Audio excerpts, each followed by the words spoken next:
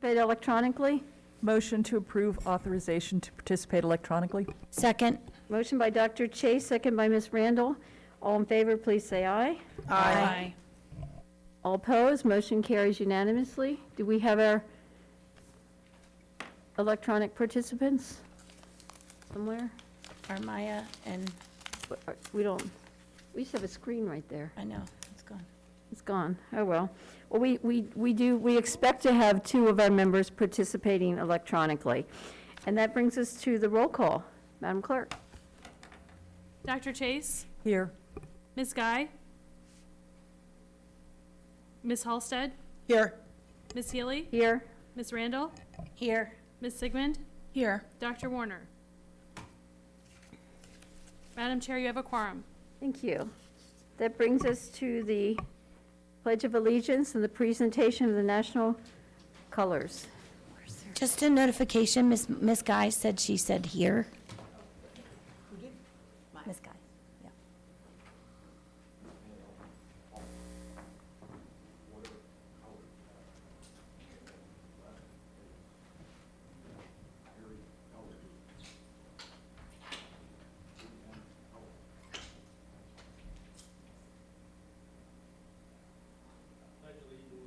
To the flag of the United States of America and to the republic for which it stands, one nation, under God, indivisible, with liberty and justice for all.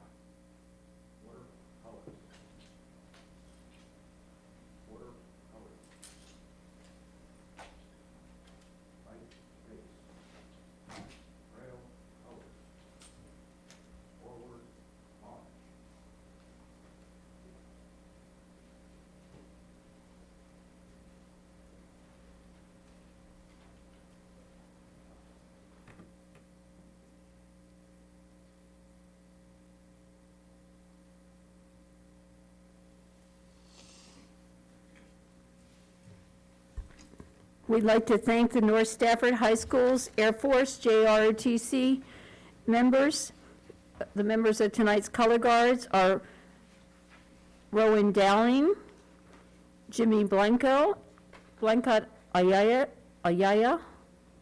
Alessandra Johnson, Alejandro Ortiz Gontal, Angela Tuazon, Joseph Romero, and William Dunlop.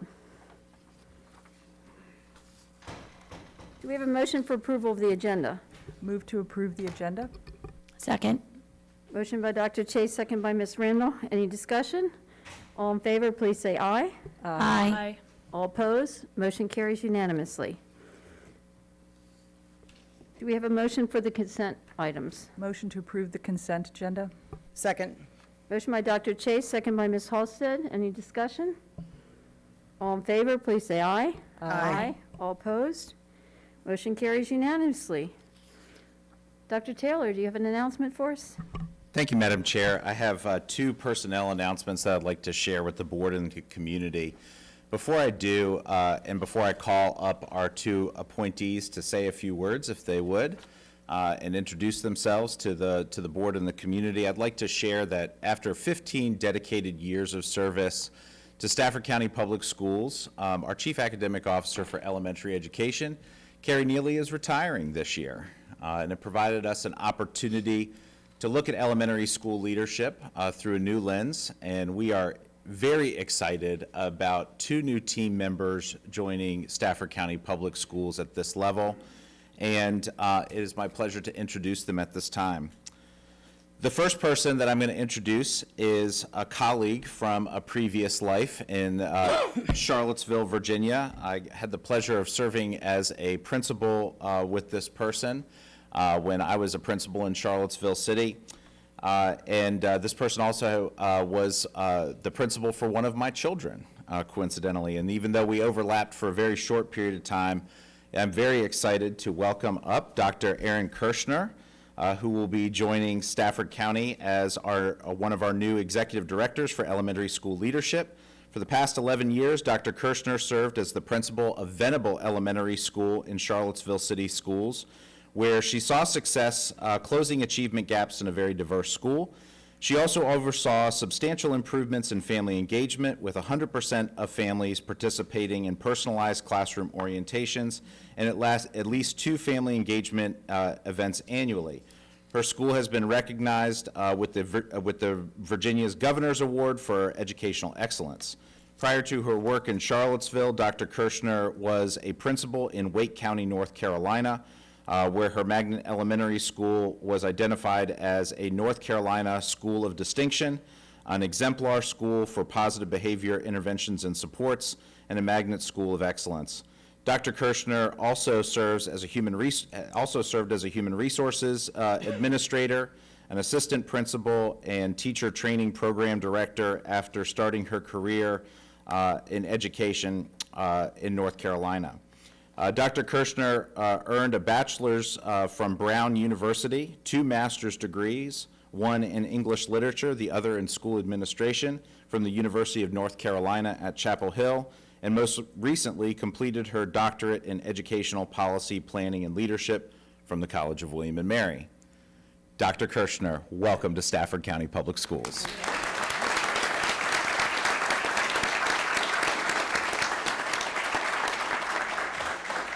Thank you for that introduction. I am grateful for this opportunity and really honored to join what I understand to be an incredible community of educators here in Stafford.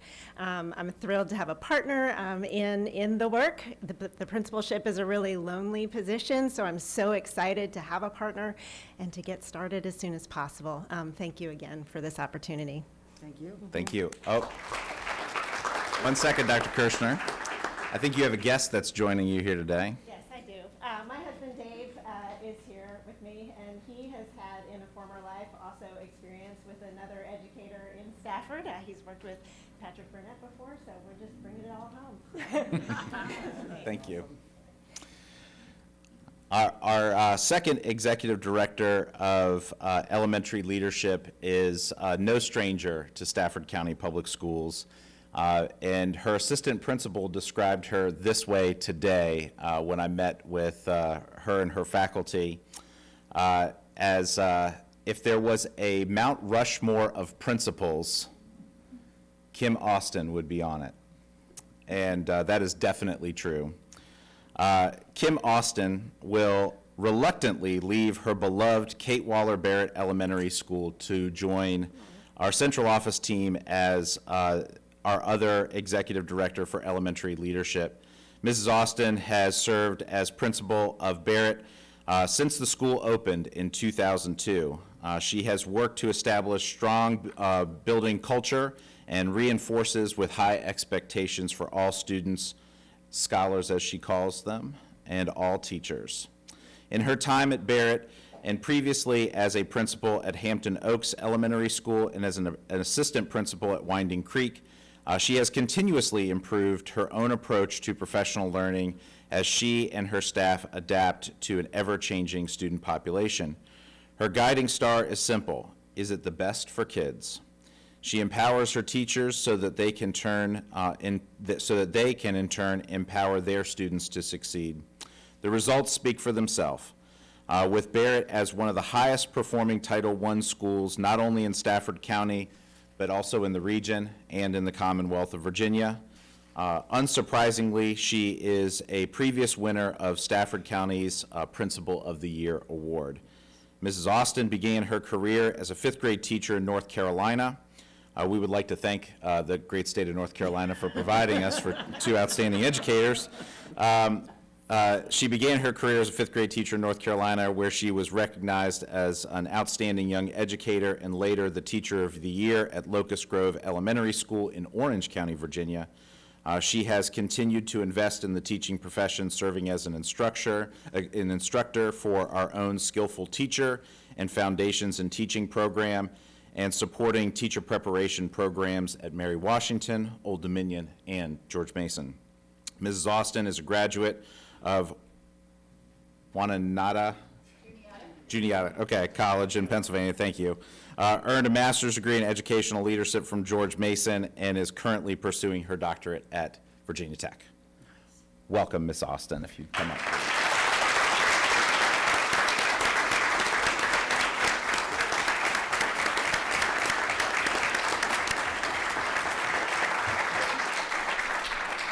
Good evening, Madam Chair, members of the board, and Dr. Taylor. I want to thank you for this opportunity to serve our school division in a new capacity. I'm super excited with the leadership and the direction that we're going. I'm also excited to work with my new partner, Erin. So thank you for that. I also want to recognize my husband, Chip, of many, many years, who honestly, Dr. Taylor said this last night at the Person of the Year banquet, he recognized the spouses of educators, and I have to say to you, I wouldn't be where I am without the husband that I'm married to, who just gets it with educators. So thanks again. I look forward to working closely with the leadership team here to move Stafford County Schools forward. So thank you. Thank you.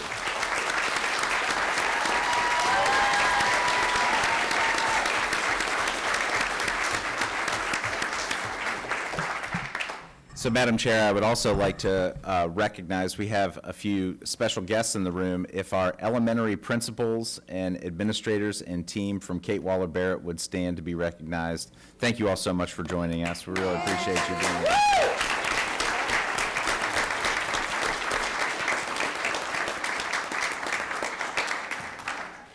It's a great support network that we have surrounding our team, and feel pretty good about our hiring track record lately. So thank you very much, Madam Chair, for the opportunity to serve. Thank you, Dr. Taylor. I remember when we had the grand opening at Kate Waller Barrett. Doesn't seem like 20 years ago. What an amazing experience it's been for all those students to come through your school. So I think we're blessed to have a team here. And you certainly have plenty to do with 17, hopefully soon 18 elementary schools. That brings us to awards and recognition. I want to recognize Ms. Sandra Osborne, Director of Public and Community Relations. Good evening, school board members and Dr. Taylor. A proclamation to recognize May 11th, 2022 as School Nurse Day. Whereas students are the future, and by investing in them today, we are ensuring our world for tomorrow. And whereas families deserve to feel confident that their children will be cared for while at school, and all students have a right to have their physical and mental health needs safely met while in a school setting. And whereas students today face more complex and life-threatening health problems requiring care in school, and the COVID-19 pandemic has emphasized the essential role school nurses play in student health and academic success. And whereas school nurses have long served a critical role in improving public health and ensuring students' academic success for more than 100 years. And whereas school nurses address the home and social community factors that impact students' health. And whereas school nurses act as liaisons to their school community, families, and healthcare providers on behalf of children's health, promoting wellness and improving health outcomes for our county's children. And whereas school nurses support the health and educational success of children by providing access to care when children's cognitive development is at its peak, and they understand the link between health and learning and are in a unique position to make a positive difference for children every day.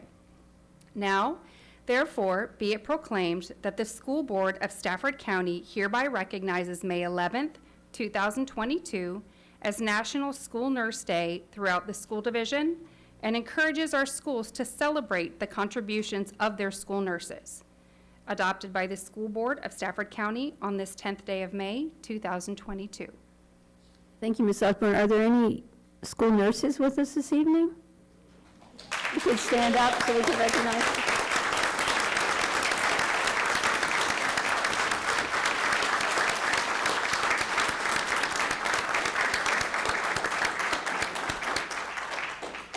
Thank you for joining us. Madam Chair, before we move on to the next item, we would be remiss if we did not point out that we simply would not have made it through the last few years without our school nurses. This is an absolutely special recognition, and we would like to start a new tradition with the board's permission. Oftentimes, the board makes a proclamation in recognition of special events, and we definitely have the board sign these proclamations, and we keep them on file. we would like to give this proclamation to Colette Hokana, who is our Student Wellness Coordinator, and for this to be a record copy that is shared with her. So Colette, if you could please stand, we will get you a copy of this in recognition of your work.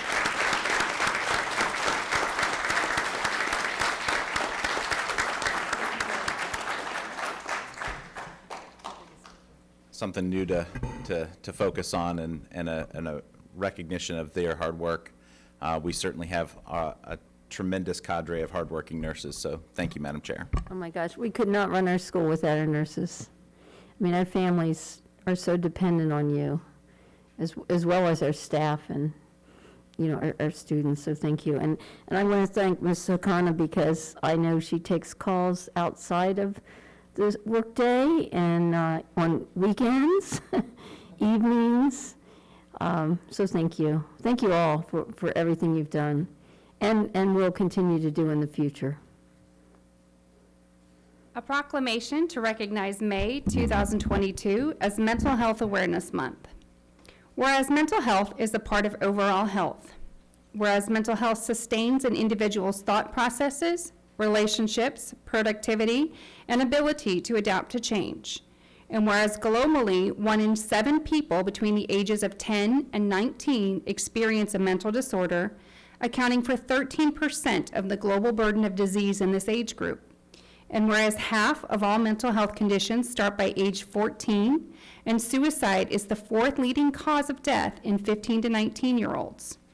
And whereas the consequences of not addressing mental health and the psycho-emotional development for children and adolescents extend to adulthood and limit opportunities for leading fulfilling lives. And whereas early identification and treatment can make a difference in successful management of mental illness and recovery. And whereas through public education and civic activities, Virginia remains engaged in the promise to address the challenges facing people with mental illness. And whereas Mental Health Awareness Month is an opportunity to increase public understanding of the importance of mental health and to promote the identification and treatment of mental illness, now therefore be it proclaimed that the School Board of Stafford County hereby designates May 2022 as Mental Health Awareness Month throughout the school division. Adopted by the School Board of Stafford County on this 10th day of May 2022. Thank you, Ms. Osborne. Are there any counselors here with us this evening? We'll have to recognize them in the schools. Thank you. Thank you, Madam Chair, and we'd like to invite Dr. George Hummer to receive a proclamation on behalf of the board.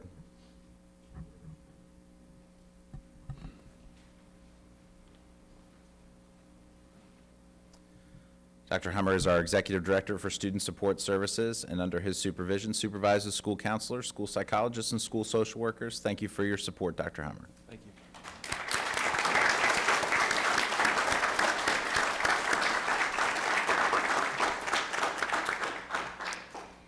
The superintendent would like to recognize individuals each month who have contributed significantly to the goodwill and advancement of positive culture among their school, department, and our community. We are honored tonight to recognize 2 critical community partners.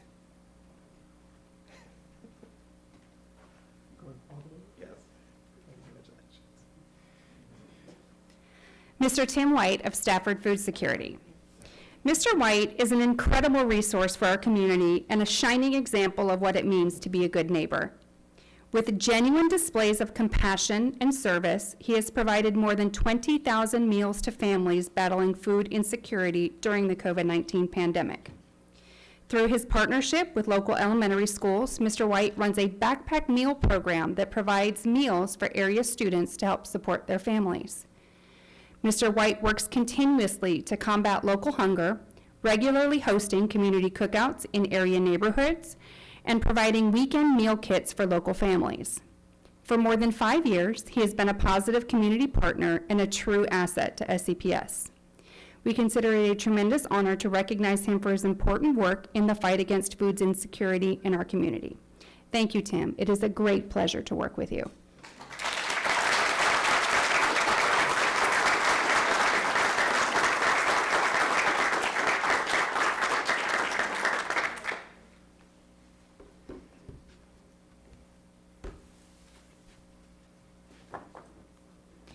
Stafford County Sheriff's Office, School Resource Officers. School resource officers are an essential part of the support available for SCPS students. A key component of learning is a secure learning environment, and our SROs help us achieve this mission daily. We are incredibly grateful for their commitment to providing our students and staff the highest degree of safety and security while occupying school premises. In addition to their tireless efforts to maintain safe learning spaces for all, our SROs provide vital, positive mentorship experiences. As a community, we would be remiss if we did not acknowledge the remarkable service that resource officers provide to our school. Their dedication to protecting children, staff, and visitors helps our schools function at their highest magnitude with minimal disturbances to the overall learning experience. We are very fortunate to have such dedicated officers making Stafford County a safer place to live, work, and learn. It is with great pride and even greater admiration that we recognize and celebrate our SROs for their commitment to our children, staff, and community. As I call your name, please come forward to receive your certificate of appreciation. After all names have been called, we'll take a photo on the right of the dais. Members of the audience, please hold your applause until all officers have been called. Captain Lee Peters.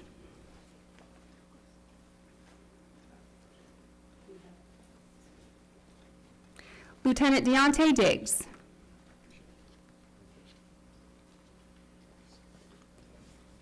First Sergeant Christopher Smith.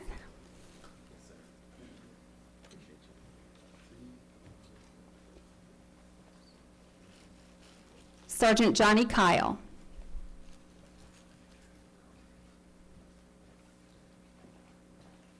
Sergeant Christine Hammond.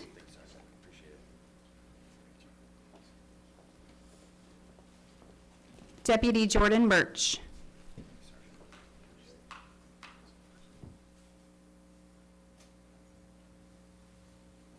Deputy Ronald Richmond.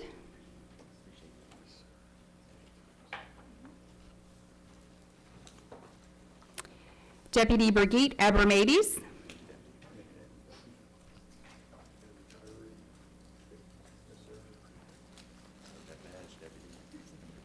Deputy David Flews.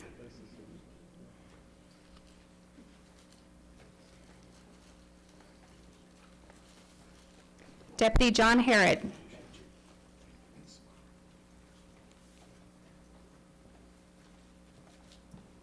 Deputy Angel Chavez.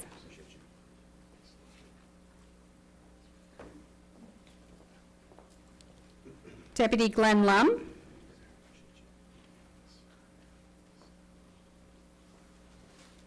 Deputy Alex Starchewski.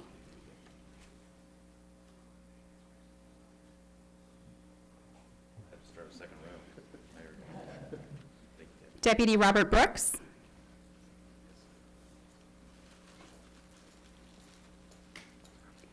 Deputy DeAndre Taylor.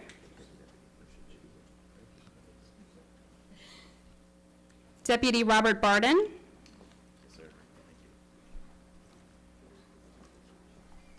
Deputy Kevin Brown. Deputy Tracy Scoggins.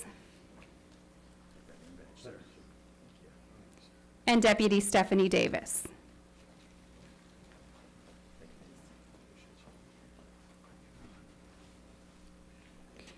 Thank you all for your dedicated support to the students, staff, and families of Stafford County.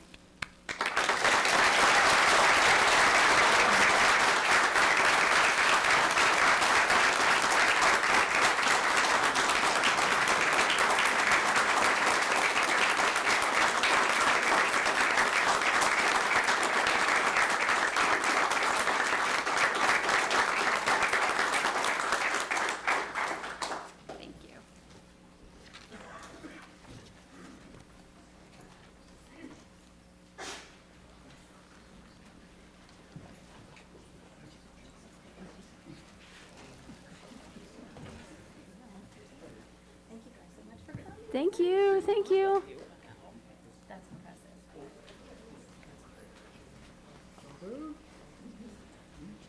Thank you to all our SROs and all you do every day in our schools.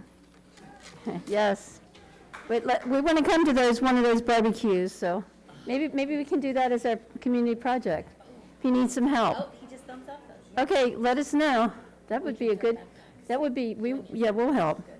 All right, that brings us to presentations, new teacher feedback and support.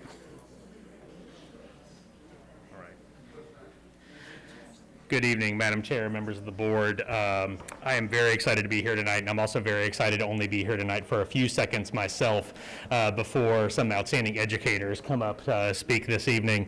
We have Dan Reichert, the teacher in residence in Human Resources, coming up to lead the presentation. We also have 4 of our great mentor ambassadors that are here tonight. Melinda Jones-Fogarty from Widewater, Kathy West from Rock Hill, Kathy Evans from Kate Waller-Barrett, and Carol Korth from A.G. Wright, to speak about the work that we do with our new teachers, not only to welcome them, to help bring them into the profession, and hopefully to keep them, because to use the words of Dr. Taylor, the importance of making Stafford County a wonderful place to live, work, and learn, and as we say around my office, to make Stafford County Public Schools a place that's too good to leave. So with that, I am going to ask if there is a mouse that works so I can get the presentation.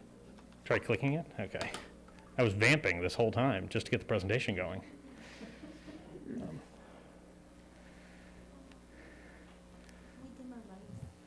All right, and I'll turn it over to Mr. Reichert. Thank you, Patrick. Okay, I brought a prop along. I'm a teacher at heart.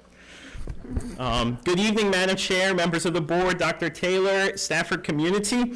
I want to start our presentation this evening with a bit of a metaphor to help frame the why for everything that we do in Mentor 360. And it also kind of comes back to what we do in terms of collecting feedback from our new teachers and then acting on that. So a couple of weeks ago, we were recruiting in another state.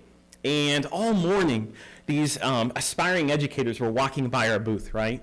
And they were sharing, their resumes with us, asking us questions about Stafford County. And I want to talk about one specific candidate who came up. This candidate immediately told us he wanted to teach a lower elementary class, second grade potentially, and he was talking about all these strategies he used and his dream to become an educator for a really long period of time since he was really young. And so we interviewed him later that day, and I told him, you need to come to Stafford, check this place out, okay? I did it 10 years ago. It's worth it, okay? And so he came down a couple of weeks ago, and he signed with us. Now, here's the reason I tell you this. Because that teacher, as well as the hundreds of new teachers we're about to welcome into our division, the teachers who are a member right now of our Mentor 360 support program, they have this passion, this fire, this love of teaching, this deep desire to get to know each student and their strengths and to elevate those. And our objective as Mentor 360, the work we do along with the mentors, is to make certain that we not only protect that flame they have, but to allow it to shine brighter. And if you've ever held a candle before outside, sometimes it gets windy, right? And sometimes it has the potential to blow out. Teaching can be tough. So many of our supports are also in place to make certain that we're shielding that as we go. So with that being said, I just wanted to kind of frame that with our why. That's our purpose for everything that we do. And that comes down to our vision. So as I'm about to share the different ways we've collected feedback from our new teachers this year, the work that we've undergone this year, and our exciting future ahead, I want to always come back to that why. How do we allow that light in that new educator to shine so brightly? So I want to start with a little bit of data. Here you can see our beginning teachers last year to this year and our retention rate in each year. I am confident in saying that if I were to return here a year from now, based on the work we've done in taking feedback from our new teachers and putting that into place, that number will our retention rate will increase with that group of new teachers. So this year we did quite a bit of listening, learning, and acting. My favorite kind of a feedback collection was our new teacher focus group. We sent an invitation to all of our new teachers. And we said, hey, do you want to meet once a month and talk to us? We wanted to learn what that first year experience was on a monthly basis.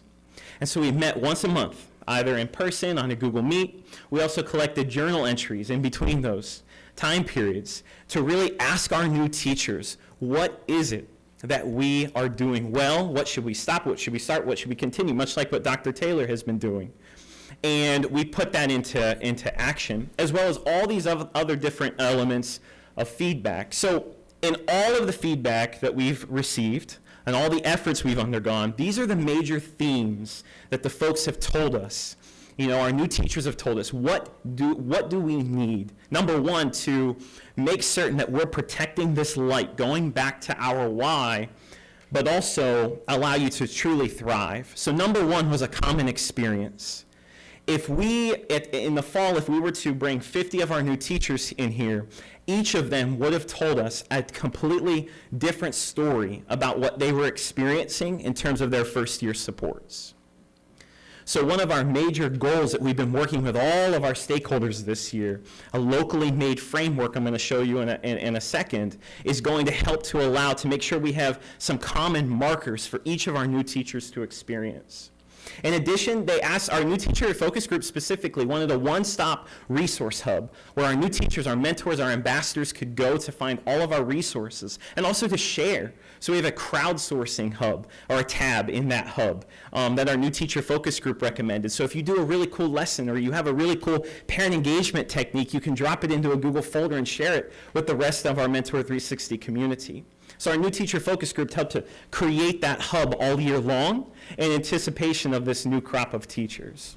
In addition, they asked for social gatherings, ways to get to know one another beyond, the typical training. So we're implementing quarterly socials. Our first one is during our new teacher week. We're working with the Stafford Education Foundation to host a new teacher social so that they can begin to get to know one another. In addition, professional learning that matches the current needs. Maybe you saw on our social media this year, we had Mondays at 4, which was a 30-minute PD session every Monday, 30 minutes on a Google Meet, where our teachers were leading a session, a micro PD session, on something that our new teachers asked for. And finally, extending our supports beyond the first year. Right now, at the end of year 1, we're basically like, good luck, We want to have a tapered approach to make sure that we can, still have that support and also utilize that awesomeness in our year 2 and 3s to help shepherd in our first years because they've just lived it. So with that being said, as I said, our common experience, for about the last 6 months, we've been engaging with folks from across the division to make a research-based, a locally made framework that's going to kind of allow us to have these common markers throughout the year.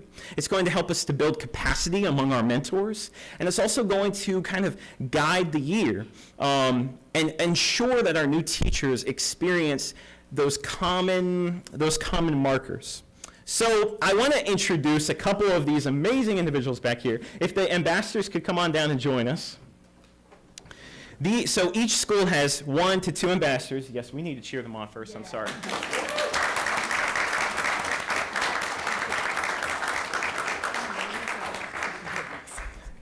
These amazing humans just taught a full day, so I have much respect.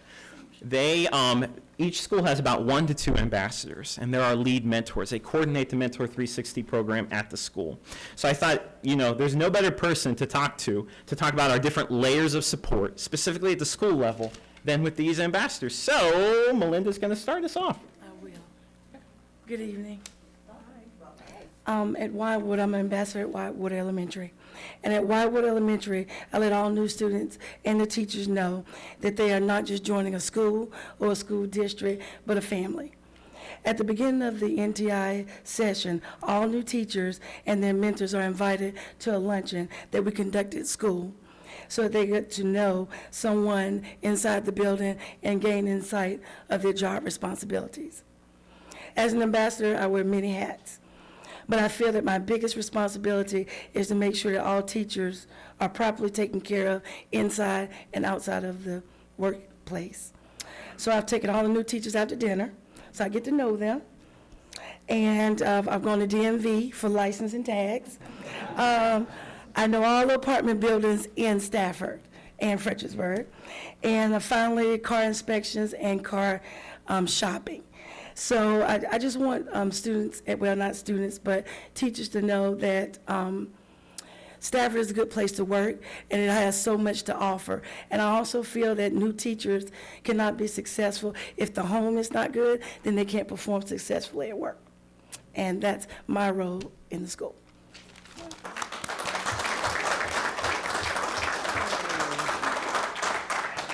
Okay, here we go. I can talk to my second grade class all day long, but put me in front of adults, and I don't know why my heart has to be that in my body. But I do have to say one thing real quick. The new hire that Dan was talking about is actually coming to Rock Hill Elementary. He is going to teach 5th grade. And I took a moment to email him the other day to welcome him, because when they brought him around for his interview, he came into my class and spent about a half hour with me. And I just said to him, I said, what makes you want to come to Stafford County? And he goes, you really want to know? And I said, yes. And he goes, because you seem like a family. He said that in the different counties that he had interviewed and had approached him before Dan had spoke to him, he said that none of them made him feel like this could be his home. And he said that meant the world to him, and he wanted to know what we did for new teachers and first-year teachers, and he honestly had a tear in his eye when I told him what Stafford County did. So I am thrilled that he is coming to Rock Hill. I'm super excited because I think you're going to get to know him. He's fabulous. So thank you, Dan, for helping recruit him here, because I know we got a good one with him. So I do have a co-lead with me. Her name is Lori. She's not here tonight. But at Rock Hill, we try to go out of our way to develop that relationship with those new teachers, because we have found that, yes, they have their mentors, but if Lori and I can have a special relationship with them, we find that they're just a little bit more successful because they know they can lean on us. We want them to know that they can come to us with any question, whether it be, hey, where's a good place to eat tonight, because they're new, or to ask, can you help us answer a family email? We also want them to know that not just in the county, but on our building level, we really value their input and their suggestions. And we actually just did an amazing SOL review in our 4th grade, brought to us by a new 4th grade teacher. So we want them to know it doesn't matter how old you are, how many years of experience you have, everybody has something to contribute. In our meetings, we really try to speak in a circle of trust and without judgment, and that's something we teach our students and we teach our new teachers. When you come to Lori and I, we're here to support you. We don't judge you. We even try to give them a fun prize. When they leave our meetings, Lori and I always have something special they can go back, whether it's chalk or something to use in their classroom. And on a funny note, at the beginning of the year, they wanted to know if they could set up a group text with us, and we said, absolutely. And I let them know I'm not very tech savvy, but I would do the best I could. So all of a sudden, all these numbers came in, and they had titled it the parent chat. And we kind of laughed. I said, is that a good thing or a bad thing? And the one girl said, it's a fabulous thing because you two remind me of my mom. Oh. So.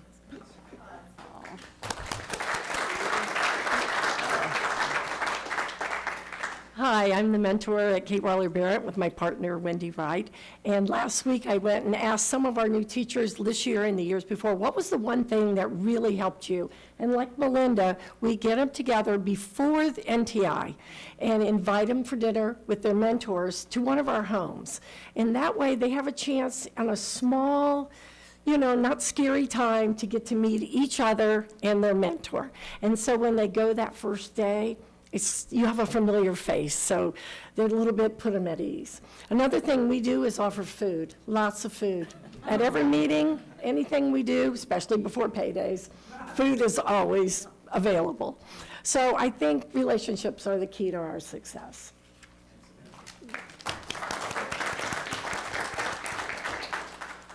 Good evening. I represent A.G. Wright Middle School. I am the Mentor 360 ambassador. For the new teacher journey, it begins actually before they come to Stafford County. We establish an email. We have a naming convention in our building called the First Year of Success. When new teachers see that, then they can associate it with me and with the new teacher program. As we all know, we are very rich in acronyms and lots of other titles, so we want to make sure that they can single out who their cheerleaders are right away. They come into the building, first day in the building, to a breakfast where they meet their mentors. Our amazing admin team compiles huge baskets with just common office supplies, staplers, things like that. It's amazing when they worry about having a roll of tape. Their concerns are about coming into the building, getting situated. Where am I going to teach? Where is my classroom? How am I going to cover my bulletin boards? And what am I going to do in 2 weeks when I have 28 bodies in front of me, and how am I going to actually facilitate that? And the text messaging system, quick story, paving the parking lot of A.G. Wright Middle School this past summer, and the entrance to the school was closed off. And I was pulled over on the side of the road wildly texting them to let them know that there was another entrance to the school, because I didn't think they would see that. Members of the staff are invited then that first week. Certain members of the staff that I know that they will need to have facial recognition. The bookkeeper that we know basically does run the building, and other members that they will come in contact with.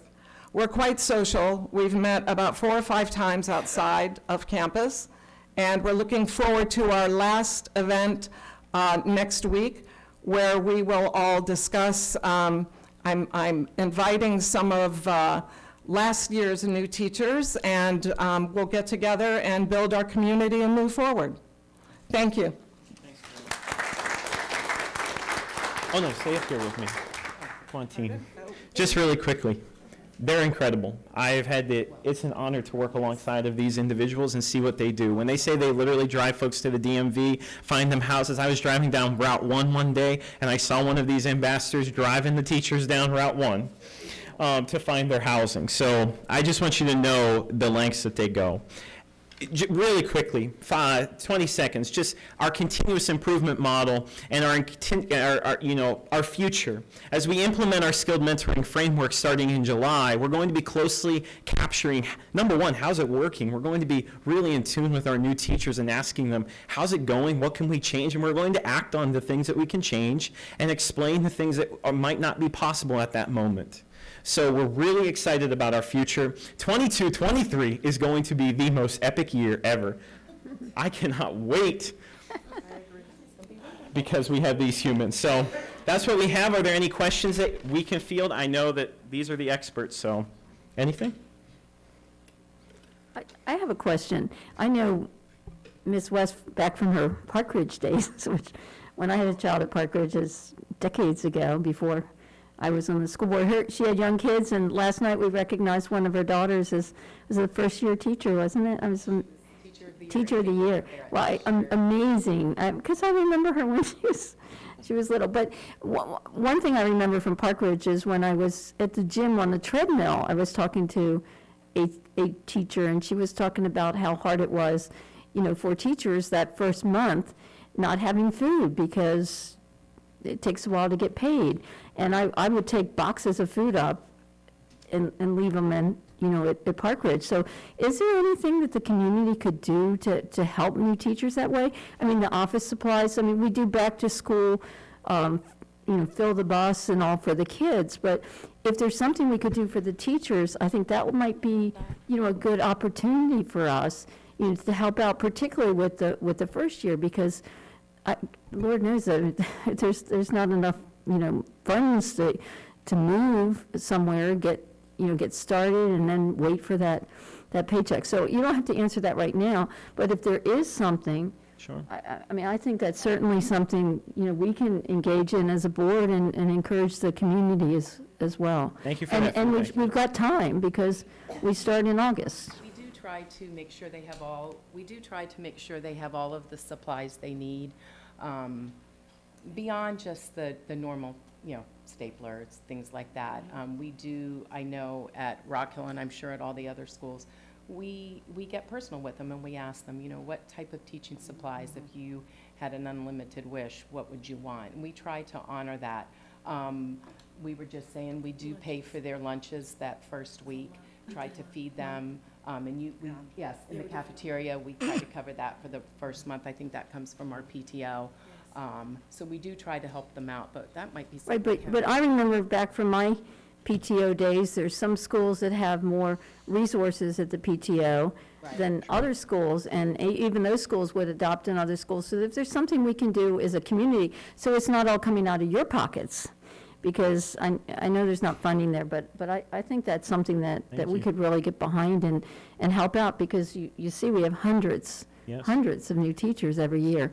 So is that something I'm seeing support from the board. Well, we'll be in It's touch. funny because when we were at an event the other week at a church, and I was telling Dr. Taylor, they had welcome bags for new families into their church. And in the welcome bag was like a roll of toilet paper, paper towels, some sort of a cookie dough, or, just something more for their home. Because, like you say, if it's not secure in the home, it's a little bit hard to focus on the work. So if we can help, if you all are supporting the school, but we can help with the home, obviously, that's what we would love to try to engage the community to help with their home. We would love that, yes. We were thinking about ways to mobilize the community to welcome them back on the first day we're all together for our new teacher week at one of our high schools, since it's a community investment and it's new teachers. So thank you for that suggestion. We will be in touch very soon. Let us know, and give us time before, August comes. It's going to roll around pretty quickly. So Yes. I just have one question. Yes. So just in terms of, how many of you are there again? There's 2 per school, or is it like 1 per school? Depends on training and, being It's- who's willing, who feels we- it is a mission. And we have 48 total. Each school has between 1 and 2. We have one school this year that has 3 based on need. We're really encouraging 2 per school to have it as a team, because these folks work relentlessly on top of their job. So we have at least 1 to 2 per school.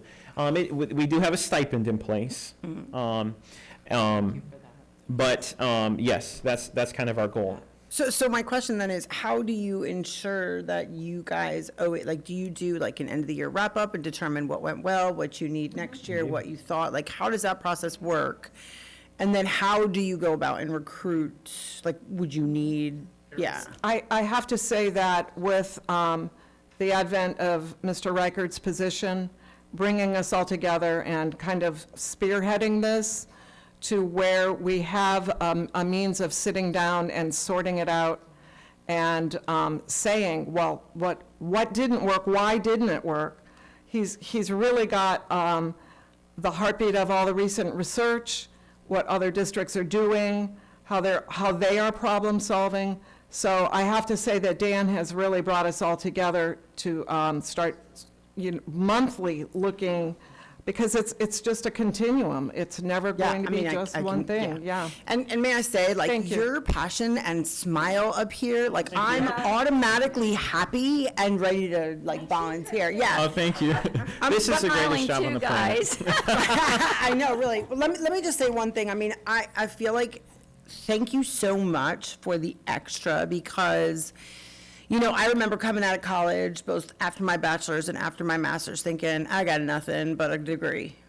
I got no real life experience for how this is applicable. I mean, I had some circumstances where we made things, we took it on paper and we talked it out with teachers, but it is scary to walk out of college with that degree, because you're feeling great and you're pursuing a passion. So to have this and to know that you're adding this on top of what you're already doing, you have my utmost respect and my utmost gratitude, and I really appreciate what you're doing for these people.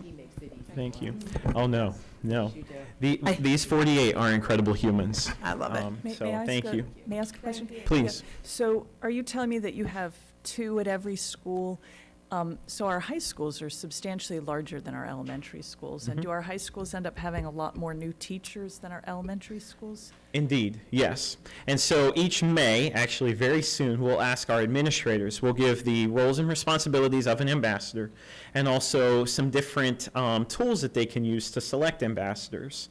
And we really leave it to the building to decide. We encourage two.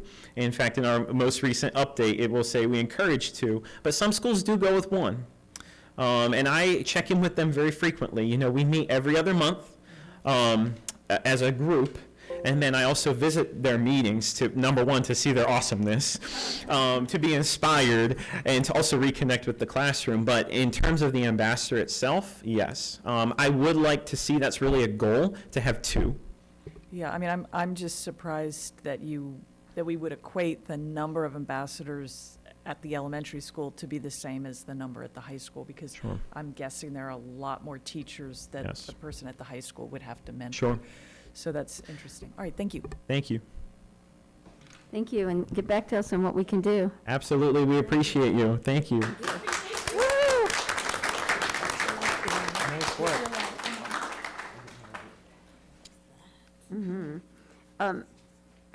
That brings us to board member comments. Oh, I'm sorry. Oh, excuse me. No, citizen comments. 3 minutes are allotted for each speaker or group. Speakers are encouraged to provide a copy of the comments to the board clerk. Speakers shall identify themselves by name and organizational affiliation if the spokesperson represents an organization. Speakers shall also announce the purpose or topic of their comments. Individuals desiring to submit their comments in writing rather than in person may do so using the public comment form at www.staffordschools.net/digital public comment. There is a 2,500 character maximum on the form, which is equivalent to approximately 3 minutes of speaking time. The deadline to submit the public comment form for this meeting was 2:00 this afternoon. Citizen comment which is profane, abusive, or which threatens imminent physical harm shall be ruled out of order by the chairperson. Although the board provides the opportunity for citizen comment, individuals desiring to register complaints against division employees or division programs, services, or activities may also utilize the procedures outlined in Stafford County Public School Policy 1113, Public Complaints. We have, we had 9. I don't, are there any more, Ms. Murgo? There's 9 persons who signed up to speak tonight. Ms. Murgo will read, she'll read the first 4 names, and then if the people can line up to come up, following the person in front of you, and then she'll read the next 5. Shannon Fingerholz, Patricia Smith, Alan Callender, and Dana Brown. Hello, I'm Shannon Fingerholtz in the Heartwood District. What a day of celebration. That was really uplifting. That guy's awesome. All of them are awesome. And as a mom in the community, I would definitely support doing stuff for those first-year teachers because those people are co-raising my kid. I need to help them out. So totally be down for that. I do want to say thank you for adjusting the voting a little bit for our visually impaired community. I really appreciate you guys taking that feedback in. So thank you. Number 4. So in the policy amendment changes, you guys are looking at switching the times from the meetings and the work sessions a little bit earlier. Definitely will make it a little bit harder for families, but you guys also have families. So I may be doing a kid swap in the middle of a work session with y'all, but I'm definitely supportive of changing those hours and hopefully making sure that you guys can get home and be a member of your family as well. So also changing the comments or to be able to sign up and having a head count kind of before you guys go into things, I'm sure would be pretty helpful of knowing if you need to adjust and stuff like that as well. So I definitely support that as well. And thank you for switching it from saying address to the district, because a lot of people don't like to give their addresses out. My name, you're going to find me. I'm the only one in the whole entire country, so I'm fine. But other people, maybe not so much. And I did want to talk about the other thing that you added.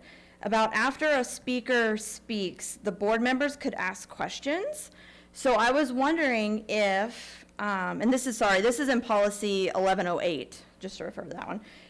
During that open discussion, is there going to be a time limit also? I am all for open discussion, but if it's kind of a back and forth rhetorical kind of, I don't know, pontificating style interview, it could drag things out if people wanted to force one issue or the other. So maybe adding a number of questions or time limit may be advisable in that as well. And then I do want to ask again to potentially have time at the beginning for the students to speak. Again, if it's a small group, it doesn't really matter, but when it's a lot, these kids need to get home too. So, and then the last thing, I want to thank Miss Weiss, a second grade teacher. See, I'm gonna cry. I love these teachers. A second grade teacher at Rocky Run. She's my daughter's teacher, and my daughter loves her so much. She's been handed a lot of curveballs, the teacher has, and a lot of challenges. She's one of our newer teachers in the county, and she's been doing an awesome job with communicating with the parents. So I just really want to thank her. Oh, see? For co-raising my kid, because she's doing an awesome job. So, thank you.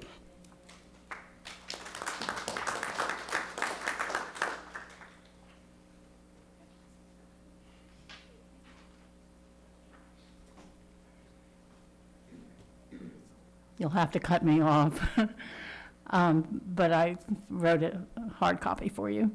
My name is Patricia Smith, and I'm here to support the custodial workers in your schools as a member of Fredericksburg Chapter of Virginia Organizing, and I have been with that chapter for 10 years. Virginia Organizing is a nonpartisan statewide grassroots organization dedicated to challenging injustices by empowering people in local communities to address issues that affect the quality of their lives. We especially encourage the participation of those who have traditionally had little or no voice in our society. Last September, a group of Stafford County Public School custodial workers came to our chapter with employment concerns. You have heard some of their stories. I hope you meet with a large group to get a sense of the collective concerns they share. As you know, most of the custodians work at night, and many are working tonight who otherwise would be here. I believe there are 5 workers in the audience. In early October, some members of Virginia Organizing met with School Superintendent Dr. Stanley Jones and Reginald Adams of ABM about some of the concerns we had heard from the workers. The concerns included unfair compensation, especially since new hires were making more money than long-term contractual employees. The workers think pay should progress according to seniority and workload. There's a lack of staff to do the job required. Some workers said they had the sole responsibility for cleaning the school. They were often exhausted. Dr. Jones and Mr. Adams admitted they were understaffed at that time by 24 employees. There were concerns by the workers about overtime pay, the calculation of the amount due, the timeliness of payment, and sometimes the lack of payment. Another major concern was abusive treatment by some custodial workers by their supervisors and the lack of due process in addressing abuse. One worker, for example, said that when she registered a complaint to a supervisor, she was retaliated against by being given more work to do and was told, if you don't like it, quit. Workers do not have a policy guidebook or manual that lays out their rights and responsibilities, and they do not know the chain of command to address grievances. In the case of this worker, she was transferred to another school for a fresh start. Nothing happened to her abuser, and that made the abused worker angry and frustrated. The workers have health concerns, particularly, but not only, related to COVID-19. Workers said they were not given supplies and training related to disease transmission. They sometimes had to provide their own personal protective gear and cleaning supplies.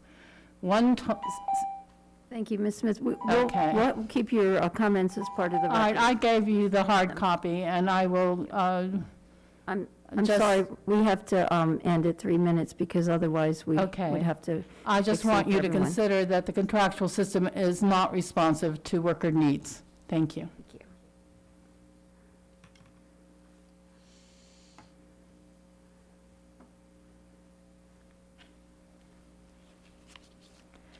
Good evening.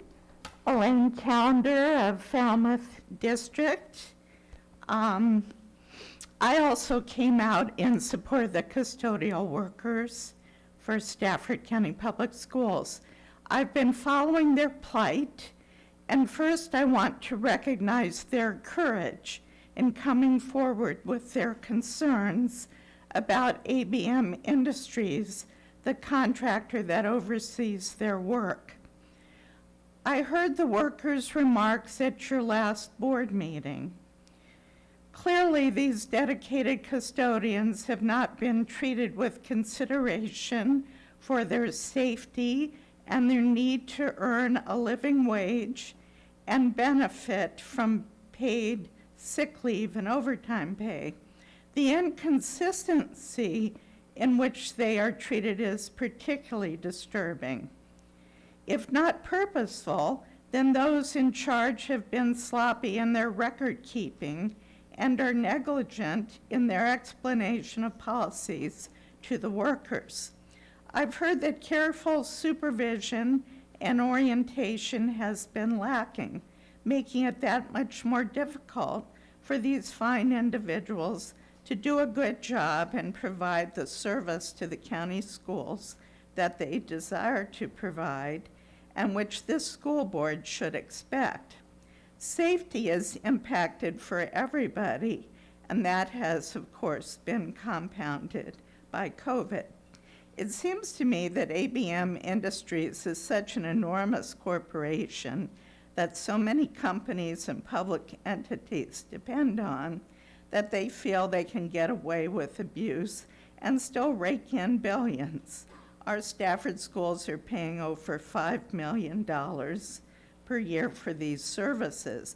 As our school board, you need to be good stewards of these tax dollars, and you know how many aspects of our school's budget are short of funds. You need to make your expectations extremely clear to ABM, and you need to take a careful look at whether our community would be better off if Stafford hired and supervised its own custodial staff. Thank you very much.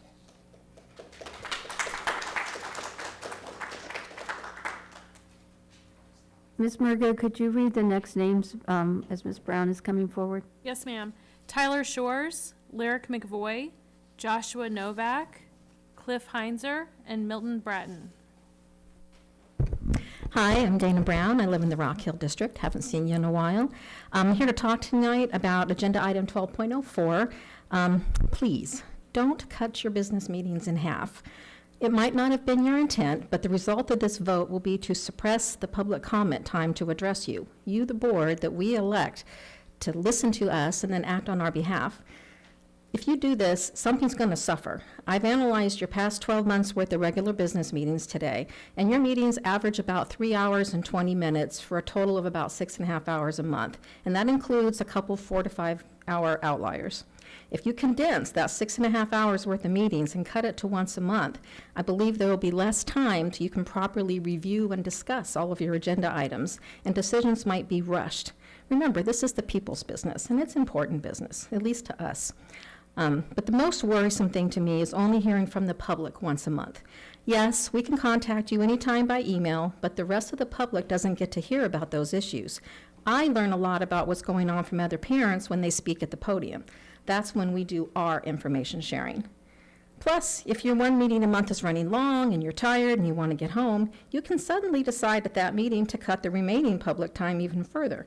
It can be limited to a total of only 30 minutes or cut speaker time from 3 minutes to 1, just as an example. And that's happened before. Bottom line, if you're too busy for 2 meetings a month, especially under the guise of efficiency, then please step down. Let the board appoint someone else to conduct the people's business. When you all got elected, it was under the 2 meetings a month plan. And given the current national climate and the media attention regarding parents' free speech at school board meetings, do you really want to be cutting parents' time at the podium? If I didn't know you all better, because I know you pretty well, I would think that you were looking for a shout out from Loudoun County parent Ian Pryor for a feature on Fox News. Please think this through. And then the last thing, I like our new guy. I really do. That said, I just want to remind you, do you remember our superintendent from Albemarle County? Everything was Albemarle did this, Albemarle did that. It was nauseating and annoying. Finally, someone had to step in and say, you're not in Albemarle anymore, you're in Stafford. So please don't do this. Thank you.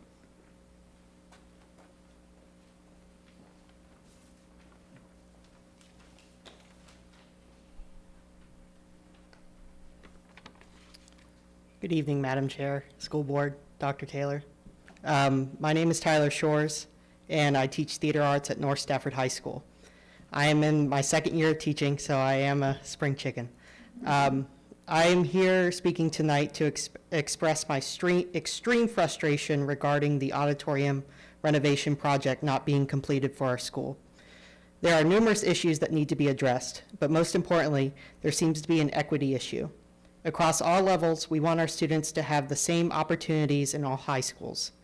Because we have non-operational stage lights and a sound system that is not fully functional, students are not receiving the same opportunities for success. This in turn hurts my technical theater curriculum. I cannot effectively teach lighting and sound, which are required topics in the curriculum. I cannot show my students how to operate lights if lights are not operational. I can't incorporate sound if my microphones, my monitors, my speakers don't function properly. My students are missing out on crucial learning opportunities, just hurting my curriculum and my program. Even though this is my second year as a teacher at North Stafford, I fully recognize the frustration of my colleagues who have pushed for auditorium renovations for 10 plus years. They cannot perform their concerts without turning the fluorescent lights on. To substitute, we are using lighting trees from Amazon that blind the students. Parents and relatives are unable to make out their child's face while they are performing.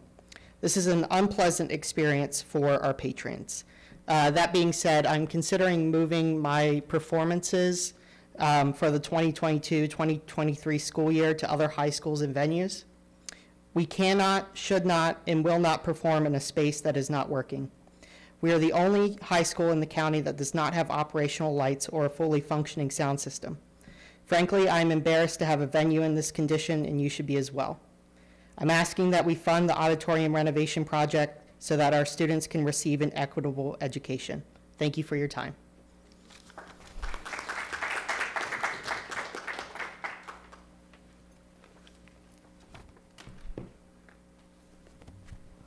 Hello. My name is Lyric McVoy, and I am the Assistant Technical Theater Director at North Stafford High School. I'm here to speak on behalf of the North Stafford Fine Arts Department. Our auditorium is currently unsafe for students to use, and I am deeply concerned about the continued usage of this space without any updates. We currently have sound paneling coming out of the walls. If I can direct your attention to this photograph, this is one of the sound panels. They are currently not fastened to the walls. This means that at any time, one can come out and hit a student, causing injury. As a teacher who uses the auditorium for my lessons, I am not comfortable using this facility with students. No lesson is worth putting a student's health at risk. Another concern I have is the lack of learning opportunities that our students have because of our current facilities. Our technical crew currently does not have a functional light board or soundboard. This means that, come show preparations, we have no way to teach our students how to run the back of the house. Not only is this part of the technical theater curriculum, it is an integral part of the after-school program. Currently, our lighting operator is only turning on and off the lights to the house, and the sound operator is turning on and off the microphones. Additionally, our theater program competes in a Virginia High School League competition. Because our students do not have access to working lighting and soundboards, they do not know how to work on a system that fully functions. When our tech team gets to these competitions, they are learning how to work a board right before we perform. This in turn hurts our ability to adequately compete with other high schools, leaving us in a position where we struggle greatly.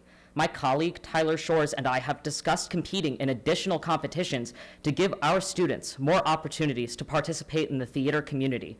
But we cannot bring our students to a competition that they are not prepared to participate in. Much of this comes back to functional facilities. North Stafford has students who are wholly invested in theater. We have students who actively seek technical theater education and want to work in a theater after graduation. We are proud to facilitate these passions when working with students. However, we cannot, should not, and will not work in a facility that does not properly provide our students with the ability to succeed. It is upsetting and frankly unacceptable that we provide our students with an inadequate education due to a lack of proper facilities. Thank you for your time. Can I see that picture that you had, because I couldn't, can we give it to Angie so that I can see? Yes, I'm also I don't going know, to. yeah, okay, good, because I just couldn't see it from. This is the sound panel. Is that the floor? That's the floor. This is the panel. This is about 10 or 15 feet off the ground. Oh. Yeah, they will, yes. I can also email them to all of you. Yes, please.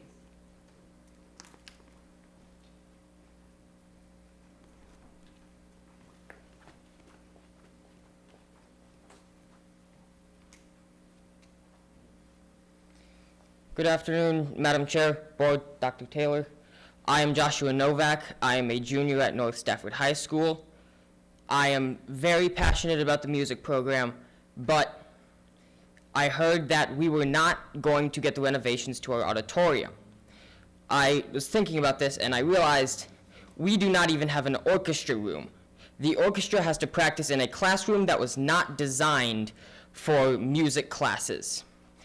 Not only do we not have an orchestra room, we do not have practice rooms. This means that some of my friends that live in apartments, mobile homes, and townhouses cannot practice the time that they need in order to become better musicians, just because we do not have adequate facilities.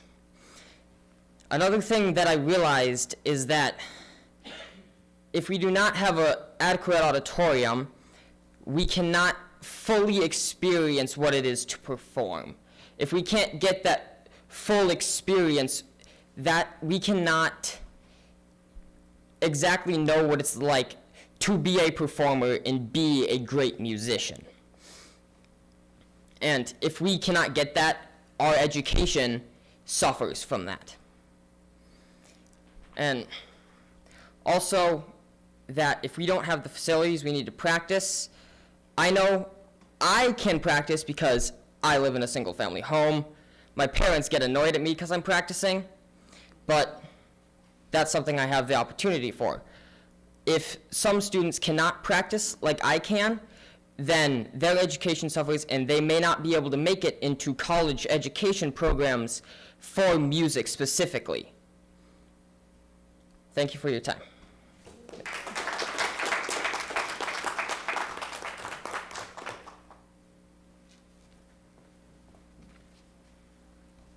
Good evening, board members. I'm Cliff Heinzer.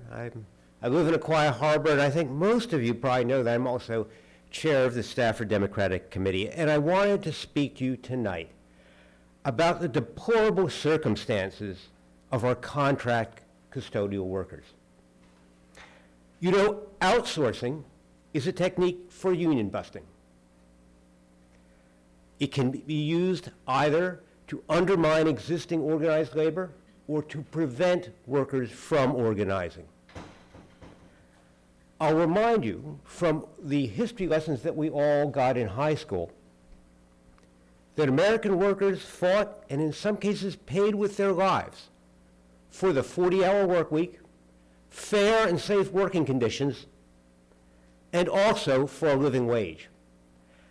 In the post-pandemic environment, Americans are not accepting low wages and unsafe working conditions. Unions are coming back. Do we really want to pay those who are working in our schools, keeping our children's classrooms clean and safe, so little that they can't actually live in Stafford? The responsibility for this circumstance rests squarely with the board.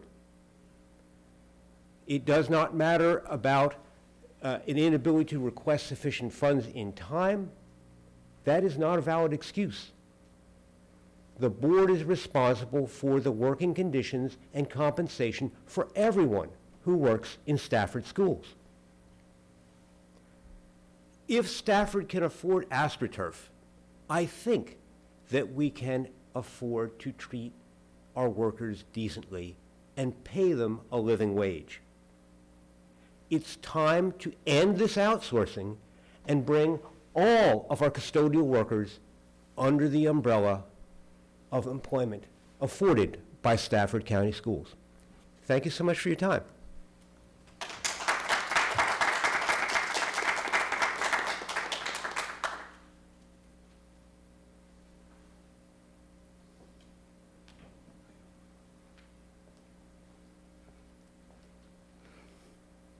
Hello, everybody. My name is Milton Bratton from the Griffiths Widewater District. I remember coming here around March of this year in behalf of the custodian workers and asked that you guys take the consideration when they do this type of endeavor to get better wages and move forward with the better working conditions, that we asked for you guys to look out. The other portion of it we're asking is, where's your status of making this happen? What type of plan have you developed to make this happen? And when would we be able to expect some type of movement or word from the board of how they're going to solve this problem? I know that this just didn't happen overnight, and a lot of times you don't realize what happened till it hits you, but it's here in your laps now. And I've listened to and worked with some of the workers and to listen to their problems. And what I'm finding is that what they explained back in March and earlier is still going on. It hasn't been resolved. And that's the responsibility, as previously mentioned, from the board itself. Stafford is a very, very good place to live. I came here in '99. My kids went to Brook Point, and they enjoyed a very good, clean environment, and it was a very good place to learn. I got a guy that's got his master's, I got a daughter who's manager in one of the fancy restaurants, and I got another one who drives a truck all through the capabilities of Stafford, and I appreciate the education that they got. But again, I like to make sure that continues on with everybody else to have a safe, clean environment, and it starts from the ground up with the custodian workers, making sure that the school's clean so they don't have to worry about a problem of trash or rodents or roaches or any other little walking creature that's available because the place is not clean, because nobody wants to work, because they're not getting paid a livable wage, and then nobody cares. So again, I'm asking, when would we expect for progress for this solution to be solved by the board? Thank you.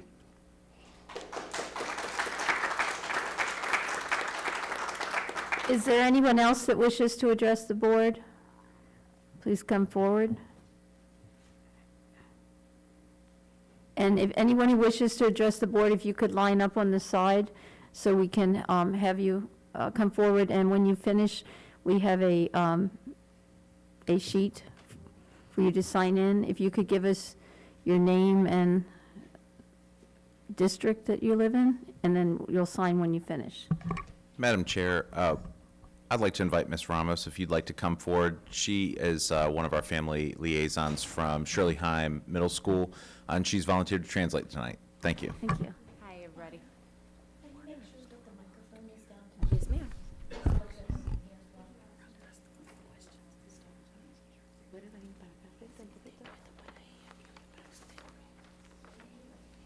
Ms. Ramos, if you could let everyone know that we have a 3-minute maximum, and that the lights, the green is 3 minutes, yellow is 2 minutes gone, and the red is when you stop.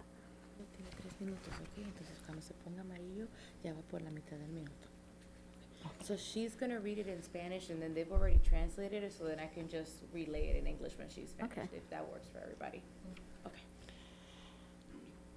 Buenas noches, Presidenta y Ministro de la Junta Escolar y señor Superintendente, Dr. Thomas Taylor. Mi nombre es Mirna Benítez. Trabajo como líder custodia para ABM sirviendo en las escuelas de Stafford. Si no fuera por el apoyo y el cariño del personal de Dixon Smith Middle School, creo que no podría seguir haciendo bien mi trabajo. Pero amo mi trabajo porque me gusta el ambiente y el buen trato que recibo de parte de la escuela. Esto y saber que lo hago es por la higiene y la salud de los estudiantes y profesores. Good evening, chair members, school board, and superintendent, Mr. Thomas Taylor. My name is Mirna Benitez. I work as a custodial leader for ABM, serving Stafford schools. If it weren't for the support and love of the Dixon Smith staff, I don't think I will be able to continue doing my job well. But I love my job because I like the atmosphere and good treatment I receive from the school. This and knowing that I do this for the hygiene and health of the students and teachers motivates me to do my best.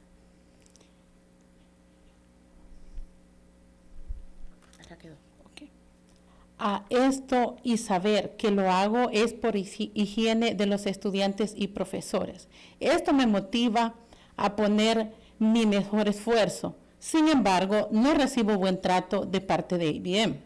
Hace poco tuve una experiencia en Ferry Farm Elementary School. Fui ahí para cubrir una área de noche. Cuando iba a recoger una máquina para lavar los pisos, encontré que el basement se estaba inundando.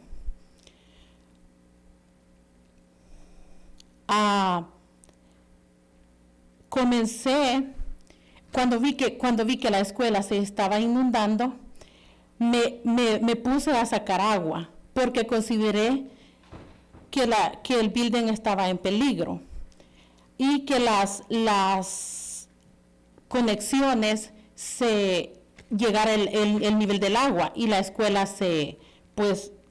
corría peligro. I recently had experience at Ferry Farm Elementary School. I went there to cover an area at night. When I was going in to check to bring the floor machine, I found that the basement was flooding and the height of the electrical switches and short circuits were in danger. It was not my designated area to clean, and I worked to prevent the danger from 4:30 p.m. to 6:40 p.m. While my other partner was in charge of cleaning that area that we had to come to cover. We finished our work a little later than usual that day. Okay. Cuando recibí mi cheque. Cuando recibí mi cheque, días después, le dije a mi manager, María Patricia, que ni siquiera 10 minutos extra para darme las gracias nos había hecho.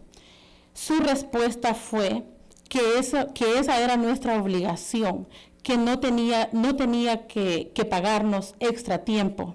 En realidad yo no esperaba que se nos pagara más, porque nuestro objetivo fue tratar de proteger la escuela, pero me sentí mal por la manera en la que ella respondió. When I received my check a few days later, I told my manager, Maria Patricia, that she didn't give us those extra 10 minutes or no one had thanked us for a job well done. Her response was that this was our obligation and that she didn't have to pay us extra time. I actually didn't expect to be paid more because our goal was to try to protect the school, but I feel bad about the way that she responded to me. We feel reprisal against us in coming here to raise our voices because, for example, my colleague Fabiola Sosa on Thursday, April 28th, while she was at school where she works, was verbally assaulted by her manager, Jenny Hernandez, who also cut her hours short. We know that we are right and that we ask to be fair. We're good workers, and every time we work is valuable for the school, students, and teachers, and also for ourselves and families. For the contribution we make to the people and the county of Stafford. 5 years ago, when ABM acquires GCA, it assured coworkers that the working conditions would improve with better wages and benefits. After 5 years, we the workers are in work condition. Ya terminé esa parte, solo puedo decir eso. Muchas gracias por su atención y que tengan buenas noches. Thank you all so much for your attention and have a good night.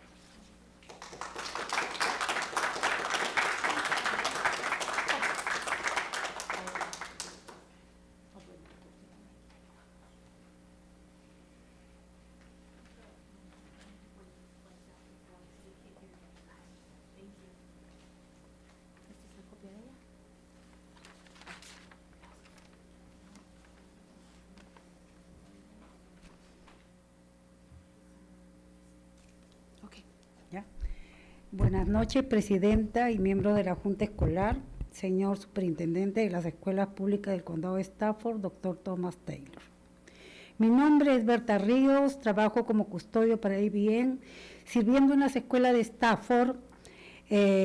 Hace poco, más de una semana, el periódico de Freelance Star publicó un artículo sobre nuestras injustas condiciones laborales y después publicó un editorial apoyando la solución de nuestras justas demandas.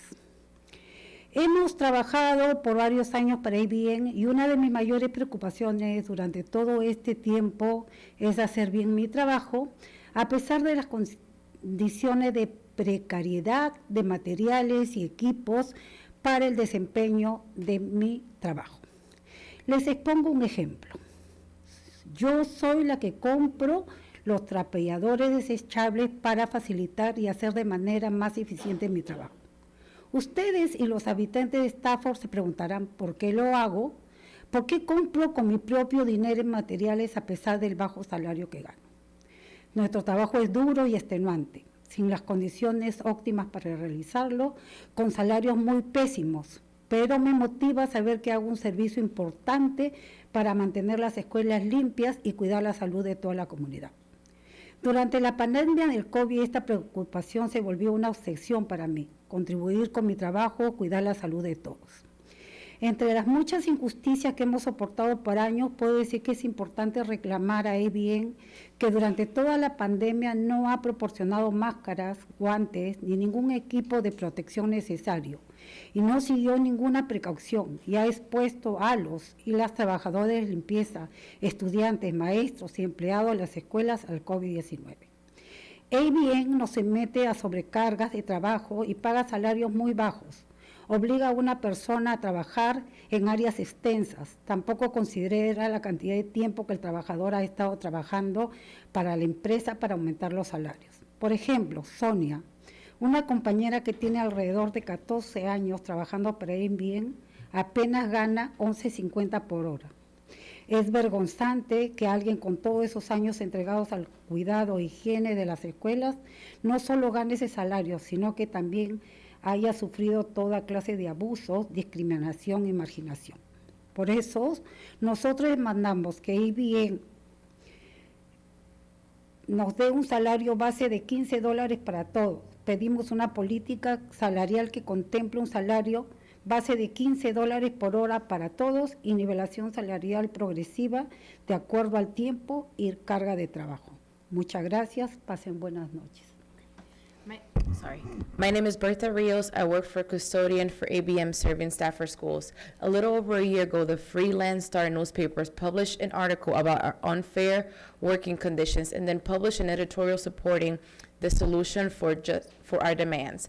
I have worked for several years for ABM, and one of my biggest concerns during all this time is to do my job well despite the precarious conditions of materials and equipment to perform it. I present to you an example. I'm the one who buys disposable mops to make my job easier and more efficient. You and the people of Stafford may wonder why I do it. Why do I buy materials with my own money despite the low salary I earn? Our work is hard and exhausting without the optimal condition to do it, with very lousy salaries, but it motivates me to do what I'm doing, that is keeping an important service to keep our schools clean and take care of the health of the entire community. During the COVID pandemic, this concern became an obsession for me to contribute with my work to take care of everyone's health. Among the many injustices that we have endured for the years, I can say that it is important to claim ABM that throughout the pandemic has not provided masks, gloves, or any necessary protective equipment, and has not allowed any precautions, and has exposed cleaning workers, students, and teachers, and school employees to COVID-19. ABM subjects us to work overloads and pay very low wages. It forces a person to work in large areas, and it also does not consider the amount of time the worker has been working for the company to increase the wages. For example, Sonia, a colleague who has been working for ABM for about 14 years, barely earns $11.50 per hour.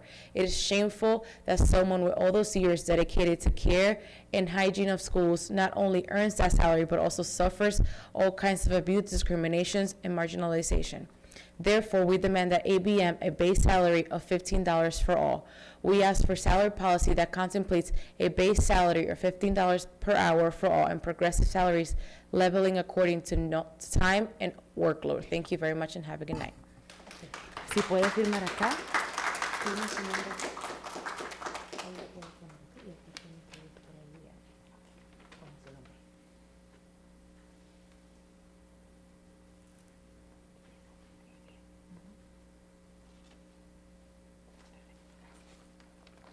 ¿Está lista?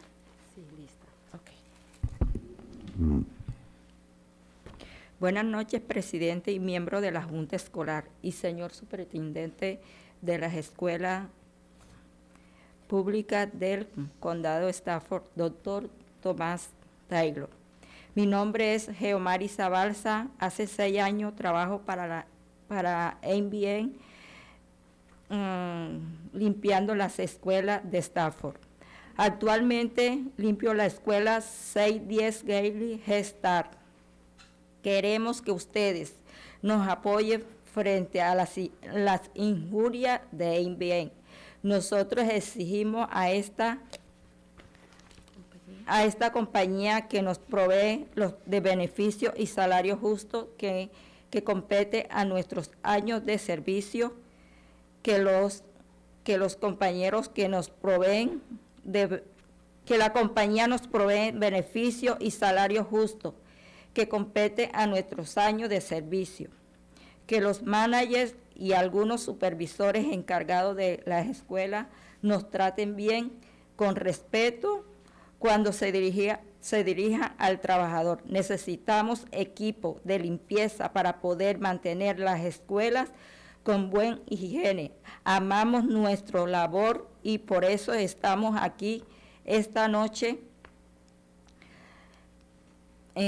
No estamos de acuerdo que nuestros jefes de la compañía nos desvalorice los trabajos cuando no nos negamos a realizar trabajo extra que se nos quieren obligar y hacer y pasar de nuestros enormes, injustos carga de trabajo en área que no corresponde. Les exigimos a ABM que nos respeten nuestros derechos de igualdad como trabajadoras y entre otras cosas. Días de enfermedad pagado de horas extra, sobrecarga de trabajo de acuerdo con la ley y las normas federales, uniformes adecuados para temporadas de invierno y verano, cobertura de atención por accidente de trabajo, información escrita sobre nuestras responsabilidades y derechos laborales, establecer el número de custodio por área de trabajo, distribución, equipo de las áreas de trabajo, asignar personal especializado en buena condición física durante la limpieza en esta. Perdón, el tiempo es terminado.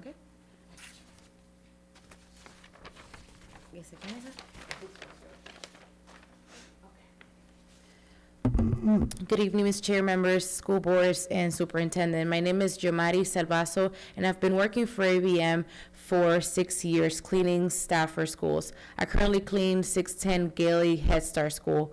We want your support to support us against the injustice of ABM. We demand that this company provides us with fair benefits and wages that are consistent with our years of service, that the managers and some supervisors in charge in the school treat us well and with respect when they address the workers. We need an adequate cleaning equipment and timely supply of materials in order to keep schools sanitary. We love our work, and that's why we're here tonight. We do not agree that our company bosses devalue workers when we refuse to do extra or overload work that they want to force us to do, despite our enormous and unfair workloads in the areas that correspond to us. We demand that ABM respects our rights to equality as workers, and among other things, including paid sick days, paid overtime, and workload in accordance to the law or federal standards, appropriate uniforms for summers and winter seasons, coverage and cares for work accidents, written information about responsibilities and labor rights, establish the number of custodians according to the requirement of each work area, equitable distribution of work area, assign specialized and physically fit personnel during cleaning in which it is necessary to move heavy equipment or furniture, and to create a healthy work culture with respect and human values. Thank you very much. Have a good night.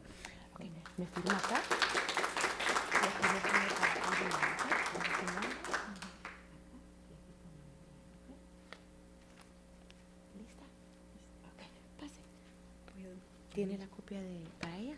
Sí. Okay. ¿Y la de atrás? No es una nada más. Okay. Buenas noches, presidente y miembros de la Junta Escolar, señor superintendente de las escuelas públicas del condado de Stafford, doctor Thomas Taylor. Mi nombre es Yesenia Díaz y trabajo para ABM, contribuyendo a que nuestras escuelas permanezcan limpias. Estoy aquí de regreso esta noche para expresarles mi agradecimiento por su apoyo.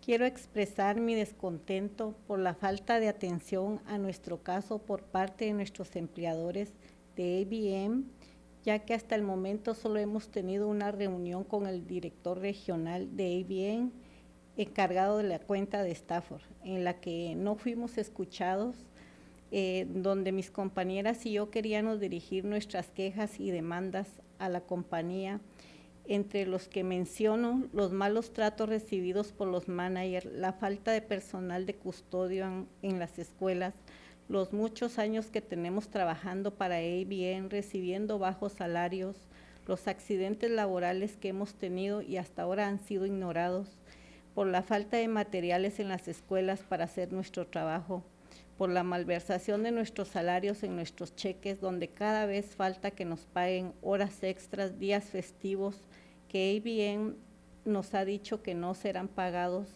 y los trabajos extras, y por si fuera poco, ahora tenemos que sufrir las repercusiones por haber alzado nuestras voces para exigir nuestro derecho a tener mejoras de condiciones laborales y salariales. Nuevamente, muchas gracias a todos ustedes, principales y maestros, que de alguna u otra manera nos han apoyado en esta lucha. Seguiremos luchando por ustedes y por nuestros niños, ya que ustedes merecen trabajar en un lugar limpio y seguro, en un ambiente saludable. Gracias y buenas noches. Good evening, Ms. Chair, members of the school board and superintendent. My name is Yesenia Diaz. I work for ABM, helping to keep our Stafford school clean. I'm back here tonight to express my thanks to all of you for your support. I want to express my dissatisfaction with the lack of attention to our case by our employer, ABM. Since so far we have only had one meeting with our regional director of ABM, the representative of the Stafford account, in which we were not listened to, where my coworkers and I wanted to address our complaints and demands to the company, among which I mentioned the mistreatment received by the managers, lack of custodial staff in school, the many years that we have worked for ABM receiving low wages, the work accidents that we have had and until now have been ignored, the lack of materials in school to do our work, the theft of our wages in our checks, where every time we need to be paid overtime, holidays, ABM has declared that they will pay in the payment of overtime, and to top it off, we now have to suffer the repercussions for have raised our voices to demand our rights for better working and salary conditions. Again, many thanks to all of you, to the principals and teachers who have supported us in various ways. We reaffirm that it is for the students and teachers that we continue to feel proud to put our best effort in our work to provide the best service and fighting so that they can continue their education in a clean, safe, and healthy environment. We hope that you, members of the school board, will also support us with the objective of work and service that we have is possible. Thank you and have a good night. Thank you. Señora.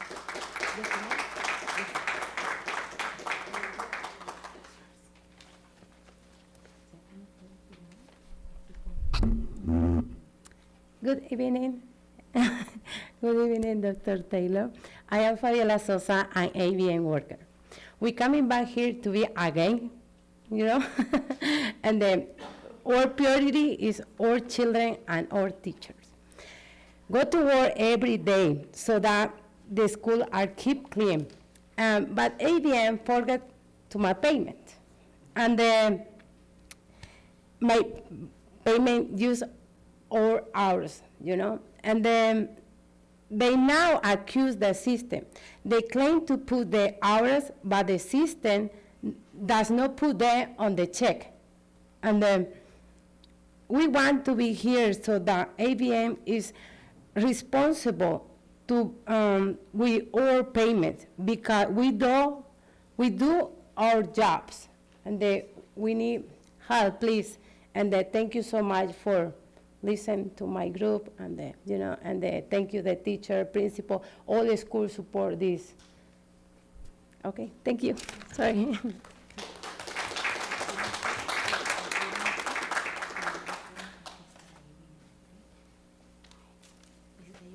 Sí, ok, perfecto. Aquí está es poquito, en español, en inglés. Okay. Y yo le agregué otras cositas. Ok, no se preocupe, eso lo traduzco. Buenas noches, presidente, miembro de la Junta Escolar y señor superintendente. Señor Thomas Taylor, mi nombre es Carmen Canales. Soy empleada de ABM. Estamos nuevamente aquí en apoyo a mis compañeras y representando mi grupo de trabajo que en estos momentos se encuentra limpiando las escuelas. Y hay muchos que no se unen por temor a perder su trabajo o por temor a represalias, como lo que ha sucedido con la compañera Fabiola de parte de su manager. Gracias por la oportunidad que nos dan de poder escucharnos. Y seguiremos limpiando las escuelas con todo el amor. Amo a los niños, me gusta mi trabajo y la seguridad de todo el staff y de los niños de la escuela es nuestra responsabilidad. Y amo a los niños, me gusta mi trabajo. Gracias. Good evening, Ms. Chair, members, and School Board Superintendent. My name is Carmen Canales, and I am an ABM employee. We're here again in support of my colleagues and representing my work group that is currently cleaning the schools. And there are many more who do not join for fear of losing their job or fear of reprisal, like what had happened to Fabiola Sosa. Thank you for the opportunity to give us time to be heard. We will continue to clean the schools with all the love, because we love the children and we want the best for them to make sure that they are safe, and that's very important to all of us. Thank you.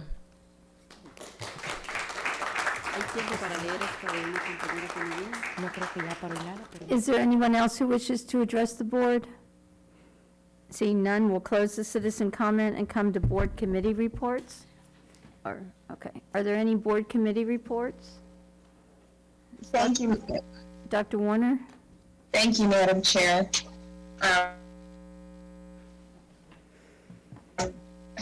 So the governance committee met on the 4th.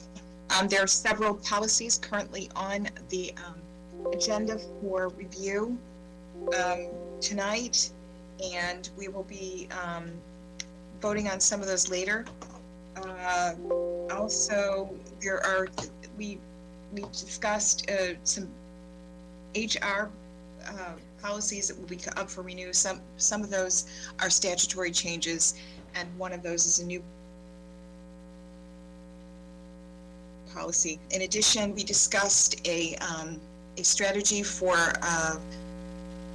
being more transparent in how we manage our redistricting plans, and those documents will be ready for review at a later date. Thank you. Thank you, Dr. Warner. Are there any other committee reports?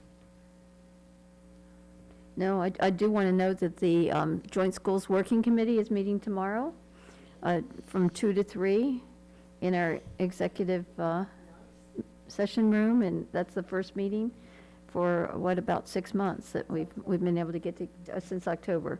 So we're looking forward to meeting with our counterparts on the Board of Supervisors. Board member comments.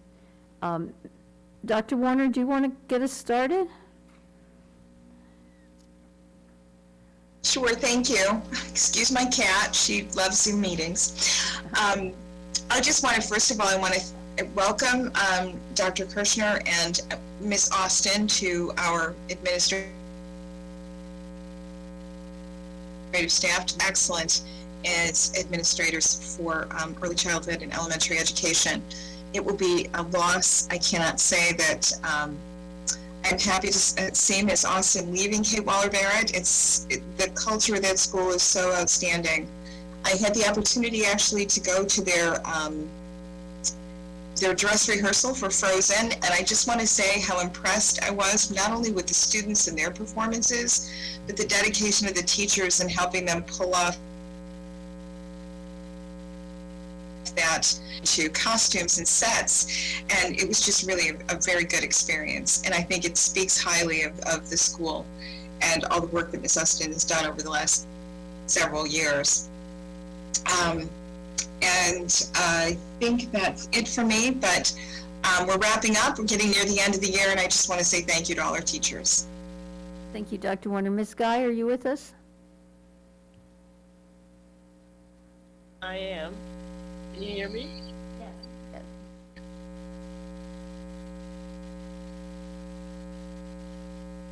Well, we can't hear you now. How about now? Can you hear me? Yes. Okay.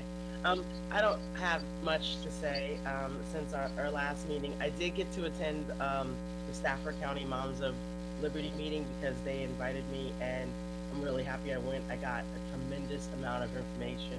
Actually, Alyssa was there with me as well, so I'm sure she'll mention it as well. But it's got so much information and perspectives that I think I needed to hear and listen to, and I look forward to working with Alyssa and trying to figure out some of the issues that were brought to us. And I also, I just want to say I am very appreciative of the workers who, even with their grievances, still express how much they care about the schools that they're working in. And it just reminds me of the educators who come here sometimes to let us know certain things aren't working out perfectly in the schools, but they still have such a passion for the children and for the community that they're working for. And I just want to acknowledge. So thank you so much. Thank you, Ms. Guy. Ms. Halstead. So just a few things, I think, as well, not being able to acknowledge it in the beginning, but just a special thanks out to the school resource officers for absolutely everything that they do. I know it's been a tumultuous year, trying to get things up and running and started again. And so when we're talking about dedication and commitment, I think that you can't beat that group of folks for coming in day after day after day, them and the school nurses for what sometimes is just a completely thankless job. And so I hope that they know that every day that they are there and that they show up, and again, I'm speaking about both, they are thanked and they are immensely appreciated. I don't know that we could stay open if we didn't have either one of those resources at us. So it takes a special kind of person to do both. And I just think that we need to recognize as well when we're interacting with all of them one-on-one that they're people aside from all the issues that they're dealing with. We're one student to them, and they're one student to us, but there's 1,000 of us to them, right? So it's always important to remember that.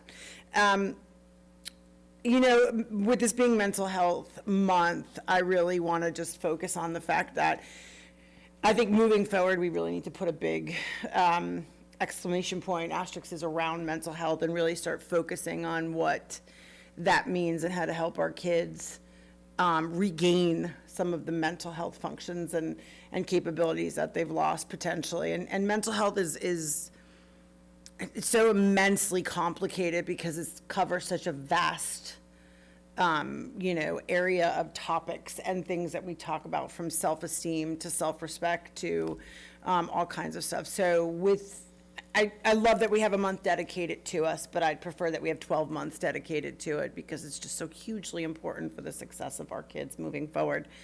That being said, I do wish to acknowledge that we have graduating seniors leaving the kind care of our school system, and just want to wish them the best moving forward. With a tiny bit of advice: you will fall, get back up, you'll be fine. You'll have a couple of scraped knees along the way, but you'll be okay. You have everything you need, and you can always come back to Stafford County because we're always going to be here, right? But just remember, life wasn't designed to be easy. It was designed to be lived. And you can get through anything as long as you remember this too shall pass. So if you come to a difficult instance in your life, it's what I used to do when I would teach a bunch of people. I'd be like, this too shall pass, and it did, and here I am 20 years later, and it's all good. I want to talk about two other things. The Moms for Liberty meeting that Maya was speaking about. I mean, there's nothing better than public input and listening to the public talk and tell you what their feelings are. So when we kind of address that later, I want everyone to remember that, you know, we come into here whatever amount of days it is, but we, the board, are here for you, and it shouldn't be relegated to a public comment period. We should be allowing ourselves to be available for more meetings like our superintendent has done. And I do hope that we look forward to that. Sandra's helped me with the town hall. Did you get my email? Okay, good. That's Monday, May 16th. Just want to make sure. And I think that that's important. I think it's important for each one of us to get out into our public and to really have, this podium's a great thing, but we do have that barrier between us. And so I'd like to sit amongst everyone and have that sense of community that we need. Sense of community. See, I do always have a point, one to the other. I went to the county track meet, well, I don't even know, a week ago, 2 weeks ago? A week ago. 2 weeks ago. 2 weeks ago. When I tell you, if I could have frozen a moment in time, it would have been that day. The athletes, the camaraderie, that is Stafford County. The beauty of that moment, watching the kids cheer each other on, no matter what the school, some of these kids are like, I'm like, did you see him? That was so fast. But right? But the joy of that moment is what I want our kids to feel every day. Because I left that track meet, although a little sunburned from the sun, I felt like that's why I ran for school board. That's why I want to make this, because that moment in time, it was the most uplifting experience ever. Congratulations to our boys team at Stafford Middle for first. Who won girls? Rodney. Okay. Oh, yay. So I want everyone to go back to that one moment in time where you felt that incredible sense of joy and community, and don't leave that moment in your mind. Because I'm not going to leave that track meet for a while. That was very, very motivating. And that's the potential of Stafford County schools, and I hope that we all remember that moving forward. Thank you. Thank you, Ms. Halstead. Ms. Randall? I also remember those track meets. All three of my kids did them, and it is pretty incredible. But my husband has informed us after track and swim, and Sarah knows this as well, or Dr. Chase knows this as well, is that my husband said my kids could no longer participate in anything that ended with the word meet, because how long it'd be a game, not a meet. So yeah, it was fun though, doing all three kids.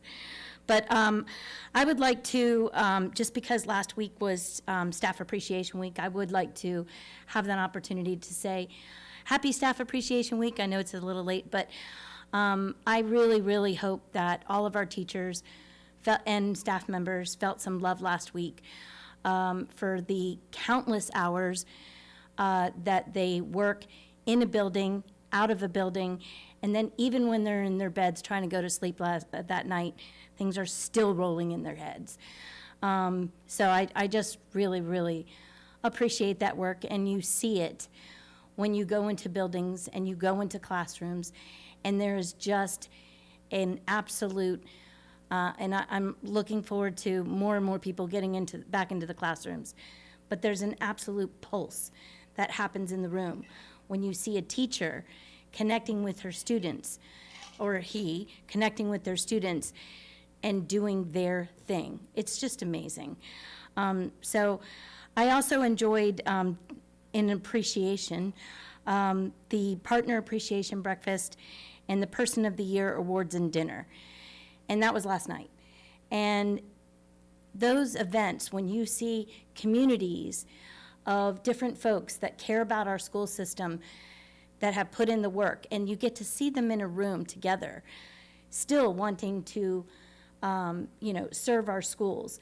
And then when you go into this huge room and see all of these staff members that are supporting each other and their spouses and loved ones that came along with them, and to recognize 3 years of special folks in our county was just incredible. It was absolutely incredible. I even saw some people that I went to high school with there, and it was so fun to see. Yeah, I know, that's so, just what happens with me. I would also, when we were talking about or appreciating Stafford food security, yes, he does his cookouts, and those are fun to attend, but you really get good work in too, behind the scenes. Still, it's good work if you can help him with his backpack stuffing events. I've done several of them. My kids have chosen to do them for their birthday, and to get in there and work with other community members. And every backpack, he tells you, this isn't a job just stuffing a backpack. I want you to feel like you are giving a gift to someone every time you put something in the backpack. And you feel it in the room. It's really an incredible opportunity. So if you haven't been able to serve at one of his cookouts, please consider attending one of his backpack stuffings.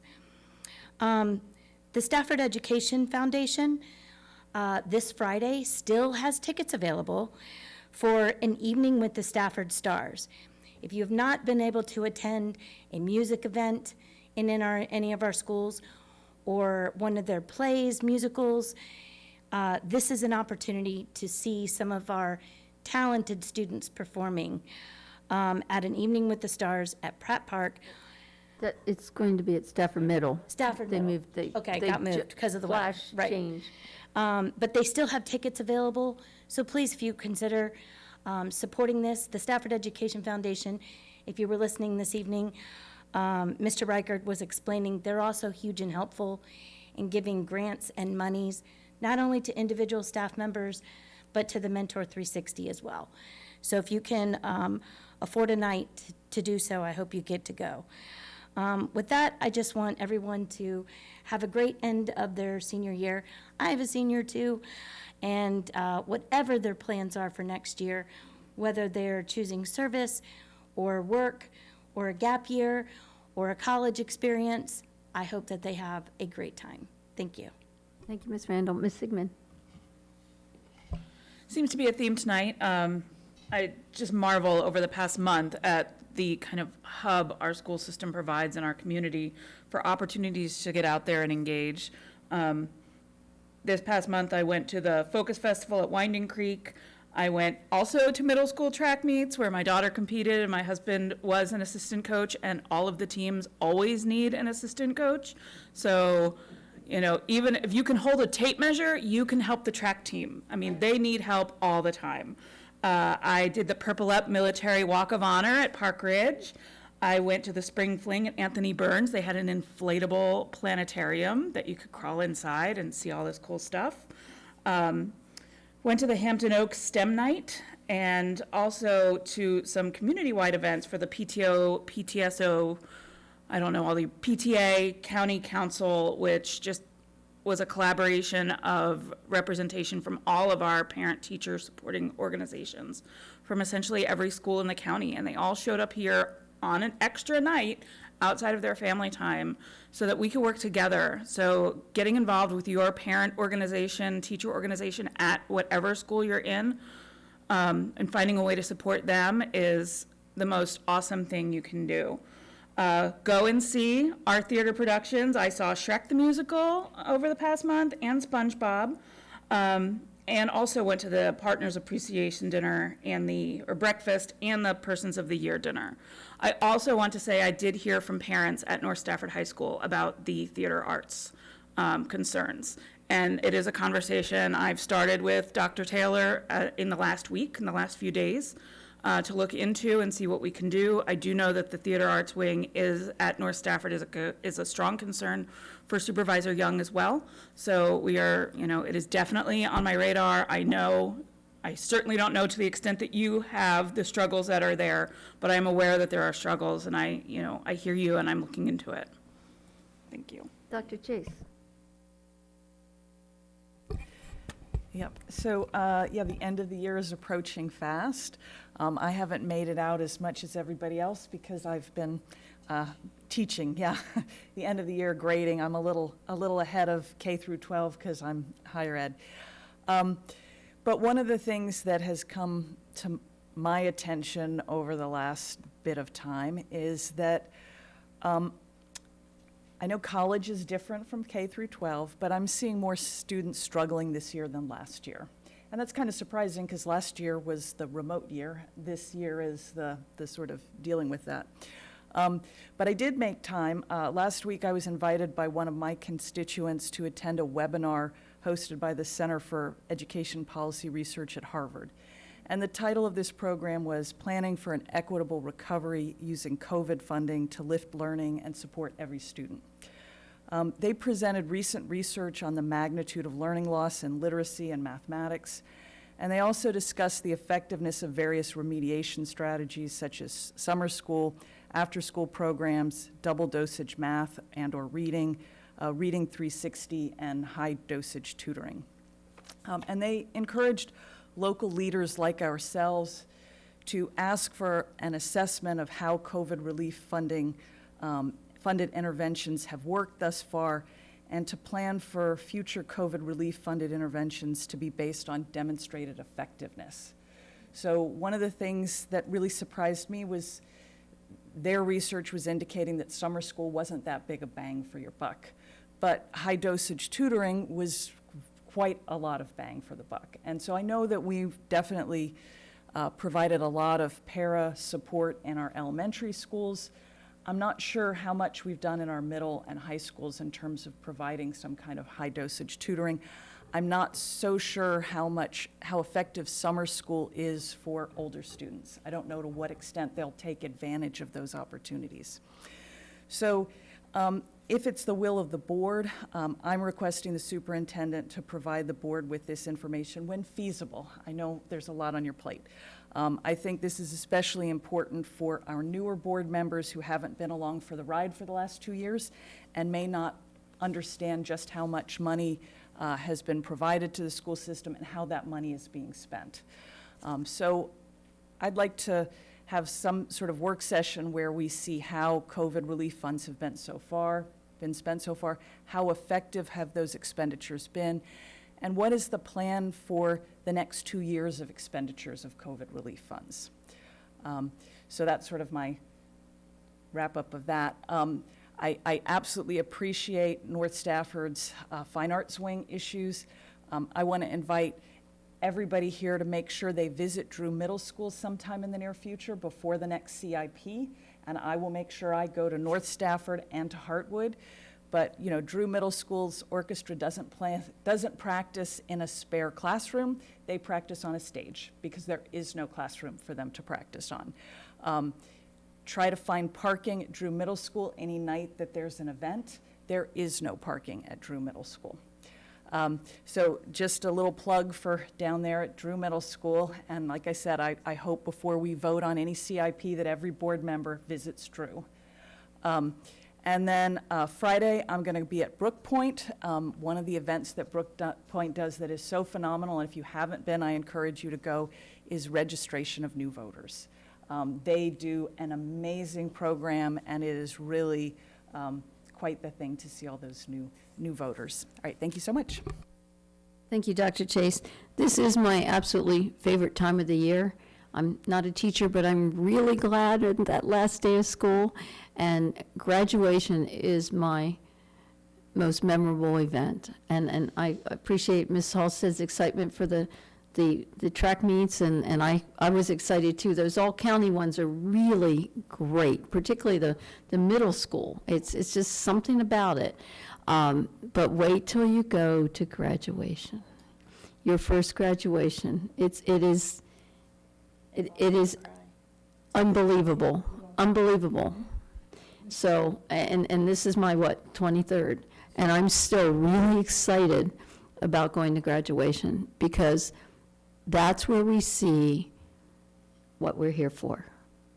We're here for these students to start out as little kindergartners and work their way up to be ready to go out on their own, whatever path they choose to go to. And it is certainly our challenge and our desire to have them well prepared for wherever they're going to, whether it's for more academics, whether it's for the military, for the workforce, for career technical schools, wherever. And it's a reflection on our teachers, all our teachers. I mean, the high school teachers are at the graduation, but it's every teacher from that first teacher, up to the last. And I know some teachers are very happy that they get to graduate because it is a challenge at the end, getting that last credit for some and being able to walk on the stage. But ladies, there is nothing like graduation.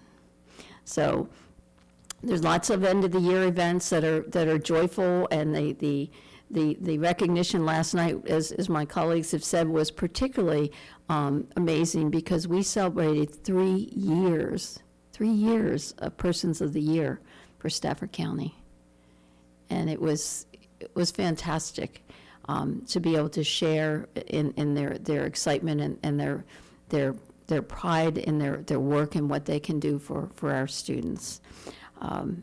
Lots of other things going on, but I just don't want to take up too much time. We've taken up a lot. Ms.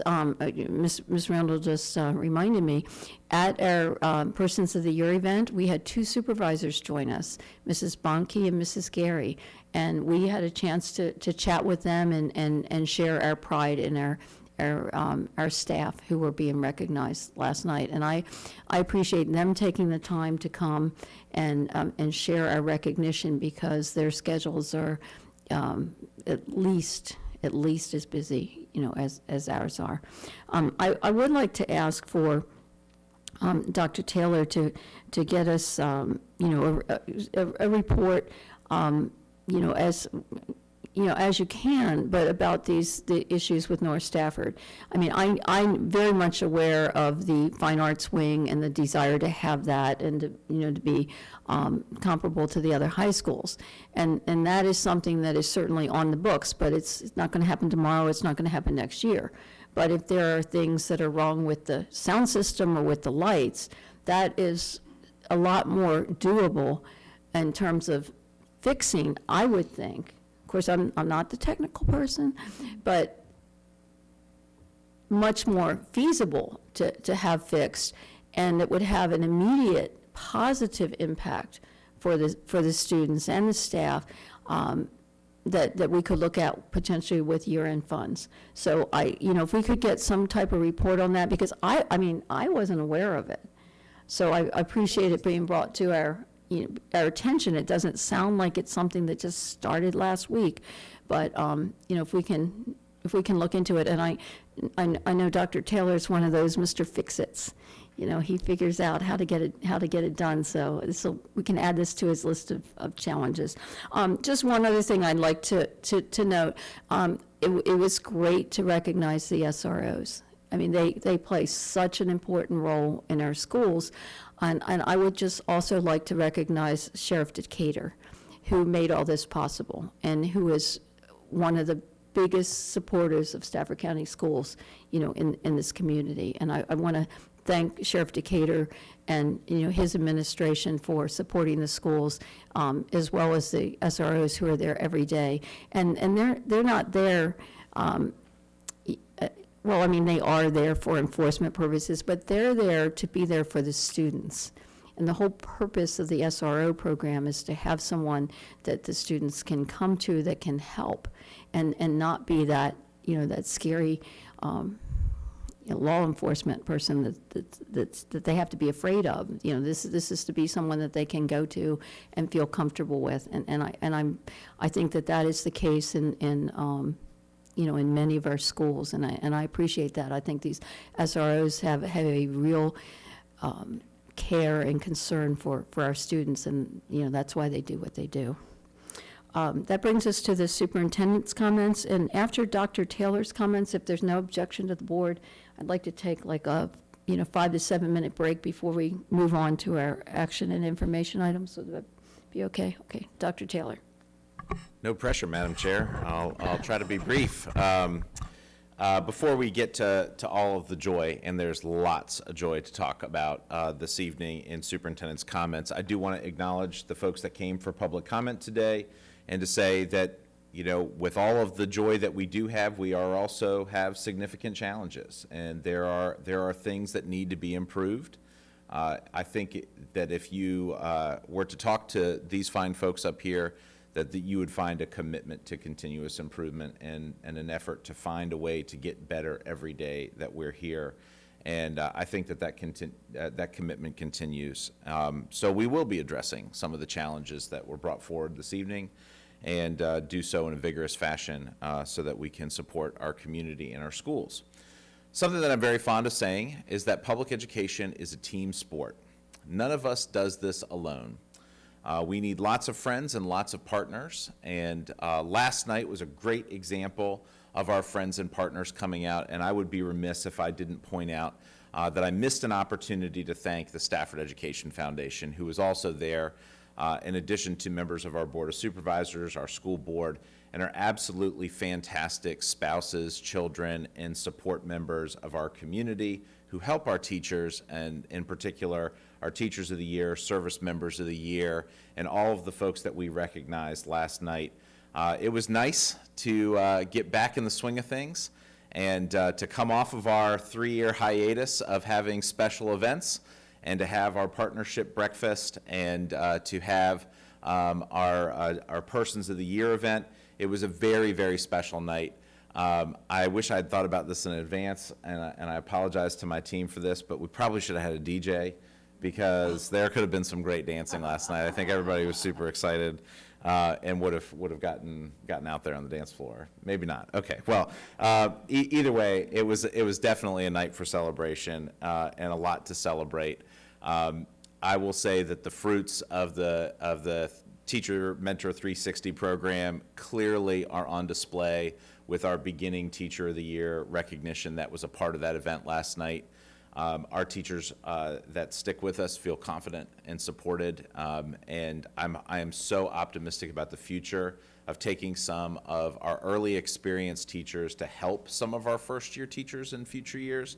I think their experience is one that we can leverage tremendously to provide just even one more layer of that network of support, because that's an area that we can always get better. There are a lot of issues with teacher retention that we know that we need to address, and part of that is the work environment that we provide to our staff. Tomorrow's a big day. Tomorrow we have a lot going on. As was mentioned, it is our first joint working committee with the Board of Supervisors in a while, but it is also the official Nurses Appreciation Day. And as I mentioned earlier, we couldn't do it without our absolutely fantastic nurses. It is also my last meeting of the year with my Student Advisory Committee and my Community Advisory Committee. My student advisory committee has only met a handful of times, but they have worked so hard to give us great feedback in the many things that we're doing. It is also the second meeting of the County Council of PTO, PTA, PTSOs tomorrow. All of those events are happening at Mountain View High School tomorrow afternoon and evening. Very excited about those things. And as was mentioned, the Brook Point voter registration event on Friday is a big part of their closing activities for the year, as well as, there's a little bit of a running joke with the evening with the Stafford Stars. This is the third inaugural, I'm going to say that again, it's the third inaugural evening with the Stafford Stars, because this event has had a few false starts because of a little bit of an interruption and hiatus over the past couple of years. But we are really excited that we get to have this. Tickets will be sold at the door at Stafford Middle School on Friday night. So even if this is a last-minute decision and you want to join us and want to hear some great music from some exceptional Stafford County Public Schools students, that's going to certainly be available. I've also got my last listen and learn of the school year on May 18th at 5 p.m. at the Masad Family YMCA. That has been a really joyous time to get to know some folks in a different setting. We've had them in different locations at different times and all throughout the county, and I've just really learned so much about Stafford County by doing this, and I look forward to picking it back up next school year as a regular part of what we do. As was mentioned, May 21st, graduation day, also happens to be my birthday on that day. And I'm so excited because I get to celebrate with 2,400 of my closest friends, the class of 2022. I am so excited for them. I don't need a star on the calendar. That's how exciting it is. It's so fantastic. It really is nothing better than graduation. And that is just a celebration of these young people and their journey and their time with us, and hopefully the things that we have shared with them to equip them to be future ready. We spent a lot of time earlier today. The board had a work session doing some strategic planning work where we talked about things that we wanted our students to be prepared with when they graduate from our schools. And this has been the focus of a lot of our time in strategic planning. I would encourage our parents, our students, and our teachers, as well as community members, to fill out our strategic planning survey to give us your feedback. It's going to be open for another week, or through the end of this week, excuse me. We'd love to hear from you to capture your voice. There's been some really great consistent themes about how we can improve our school system to make it a better place. Next week, actually I should say the week after next, before our next school board meeting on Tuesday, the 24th, we have our length of service recognition event on May 23rd.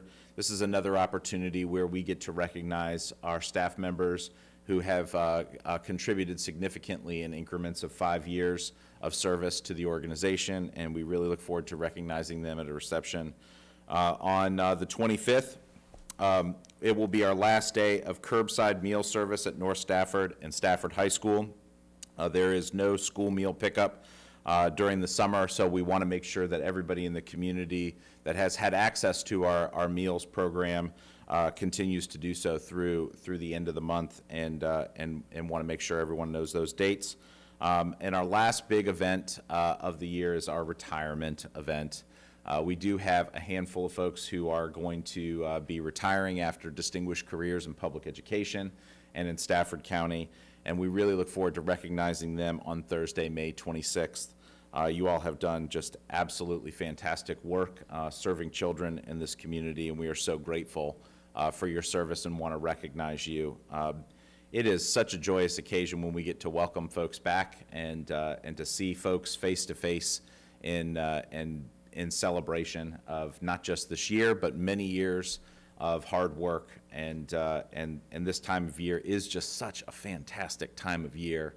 And we are so proud of the hard work of our teachers and our students, and this is the time to celebrate it. So I want to close by just saying thank you to our parents, to our students, and to our fantastic teachers for your incredibly hard work. Okay, you, Madam Chair. board, do you want 5 minutes or 10? 5? Okay, we'll be back here at 9:26.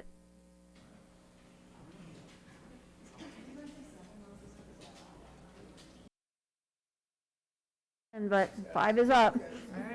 That brings us to action items. Thank you guys for coming.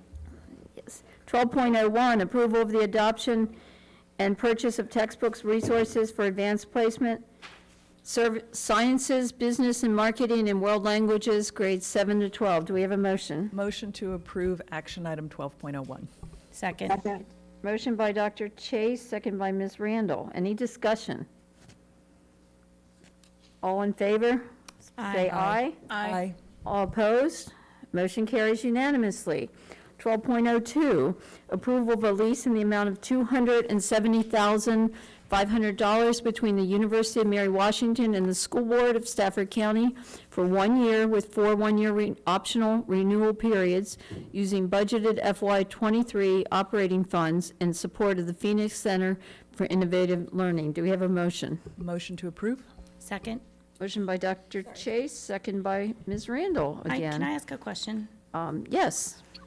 So in this lease, is the Phoenix Center getting everything that they want for classroom space? Or is this all that Mary Washington will give in this lease?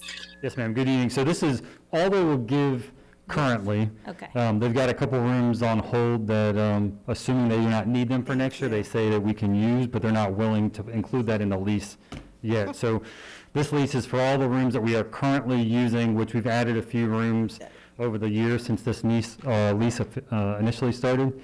So they were able to give us all that and actually did not raise the cost of the lease from what we're paying in FY22. And they did give us 2 rooms over summer school that are in addition to these to use. We're hoping that we'll be able to use at least one of those rooms next year as well, but they just have not committed to that yet. Okay, and that's all in the current lease price? Correct. Or If- that will be in addition to? They might charge us an additional fee for if we add additional rooms. Okay. So right now, this cost is just for the rooms included. Okay, and just a reminder, they have their graduation this Thursday from 6 to 7:30, right? Okay, I just wanted to shout out to the Phoenix Center. Thank you. That's an exciting graduation as well. So impressive. If you have a chance to come, I certainly encourage it. Any other discussion? Does Dr. Warner or Ms. Guy, do you have any comments or questions about this lease? No. Okay. All right, then we'll call for the question. All in favor of the motion to approve the lease between University of Mary Washington and Stafford County for 1 year with 4 one-year renewal options? Aye. Say aye. Aye. Opposed? Motion carries unanimously. 12.03, adoption of amendments to policies 1102, school board bylaws, 1105, school board policies, 1106, school board member compensation, benefits, and expenses, 1107, school board officers, 1108, meetings of the school board, 1113, public complaints, 1115, political activity, and 1116, board staff communications, and 1120, board superintendent communications, adoption of the proposed new policy, 1123, board student/family communication, and rescission of policy 1122, recognition of past serving school board members. Do we have a motion? Well, Madam Chair, I would like to request a division, and I don't know if I do that before or after we make the motion. That would be the motion. Okay, so motion to divide these items to pull out item 1108 and keep the rest together. So move to approve all items except 1108 at this time. Okay, do we have a second to Second. that motion? We have a motion by Dr. Chase, second by Ms. Sigmund. Discussion. Let's address we're going to be addressing everything except 1108 in this discussion. For me, I just feel like 1108 requires some additional board conversation that the other proposed changes might not, especially because the change to 1108 kind of goes hand in hand with item 1204. So I would just like to address the policy changes that are not tied to our calendar as a unit, and then discuss the calendar. Okay. Any other discussion of the items with the exception of 1108, meetings of the school board? I would just like to note for the record that the rescission of policy 1122, oh, I'm sorry, Dr. Warner. I was just going to say, we've discussed all these policies pretty completely at work sessions, and with the exception of 1108, which is linked also to the change in the calendar schedule, I think that these policies have been pretty well vetted. So I support these changes. Thank you. I just wanted to note that the rescission of policy 1122, recognition of past serving school board members, is not taking anything away. It's just recognizing that we've never done anything that is included in that policy. So we're not trying to not recognize past school board members. We're just trying to set our policy straight as things that we are actually doing. All right. Ms. Guy, did you have any comments or questions? No, I agree. We've spoken about these policies numerous times. So, Okay, thank you. I think, I'm sorry, I'm having a hard time hearing. You said you agree with the discussion? I'm sorry if you can't hear me. I'm having a hard time hearing you guys as well. I was just agreeing with what Dr. Warner said, that we have discussed these multiple times. Yeah. So, Okay. I agree. So Ms. Guy said she's agreeing with it. Yep. Okay. All right, no further discussion. All in favor of the motion to approve everything in 12.03 with the exception of meetings of the school board, please say aye. Aye. All opposed? Aye. Motion carries unanimously.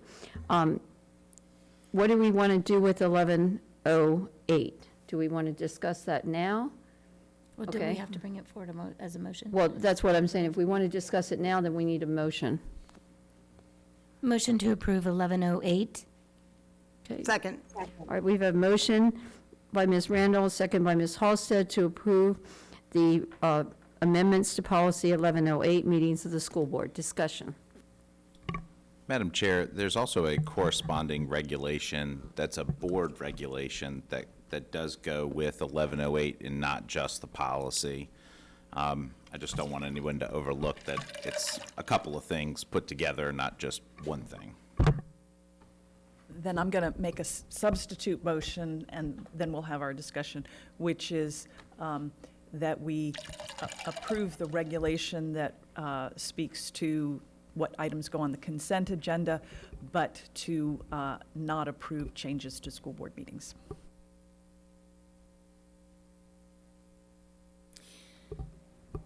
Is there, well, first, is there a second to that motion? Second, I'll second it. All right, so we have a substitute motion by Dr. Chase to not approve the amendments to 1108, but to approve the regulation. So we can discuss it now, or? Yes, yes. Okay, so I've seen a lot of the concerns and heard a lot of the concerns surrounding going to one meeting a month. And I definitely think, I mean, I don't know if we need to hear more concerns about it, because I think they're probably largely going to be the same. And it seems to me that we're down to just not having enough time for public comment or for people to weigh in on things. So as a new board member, and I do plan on pulling that card until at least January. next February. Oh, sure. Well, yeah, February. I think that because our meetings for the first half of this year, and again, I'm just speaking to what we have right now, have been so atypically focused on situations that we're hoping go away, that we may not see. I mean, once we got through a couple of the big things, we see like 2 comments, 3 comments. We've been asked to keep that second Tuesday open anyway, in the event that we need a meeting. So we already know school board members are dedicated to that night should a meeting need to be called. I personally feel like these are great, but I would prefer one meeting a month and the opportunity to be out with my constituents one night a month, right? Sort of like like a listen and learn, but a chance for me to have a place and time to be where I can have this one-on-one with my folks. And I think that if we go to one meeting a month, or maybe it is the whole board where we just have an informal, you know, that second Tuesday or whatever, but a place where we can have a conversation where, don't hit me, it's not Robert rules focused, and we can talk back and forth. Again, this podium to me sometimes acts like a barrier. So I just like to see that, you know, we can stay here. I'm elected, I'm here, I'm with you guys, it's the will of the board, I'll be here 2 nights a month if you tell me. But I would kind of like to unhinge myself from the chair once a month, knowing that I have this obligation anyway, and meet one-on-one with my, not one-on-one, but you know what I mean, 1-on-100 with my people. That's just my thought on it. I don't base it in anything other than just wanting to be more actively involved outside of emails and digital comments with my constituents. That's really all I have on that. Okay. Any other discussion? Ms. Sigmund? I have concerns going to one meeting a month because I've only been here 5 months. I have not been in this chair for a first day of school yet. This board has not been together on a first day of school yet. The superintendent hasn't been here for a first day of school yet. So I'm as a parent and knowing how this time of, that time of year, we always go to one meeting a month in the summer. That, is just kind of the tradition in the county. So I'm not necessarily saying keep 2 meetings all summer. I'm saying stick with our old plan and our old calendar, but I do think with a new board, a new superintendent, with, all the stuff that goes on with the beginning of school year, the timing isn't right to go to one meeting a month. If we were having empty agendas, I would say maybe, or way to consolidate, but like, are we actually making up stuff to put on our agenda because we're scheduled to be here?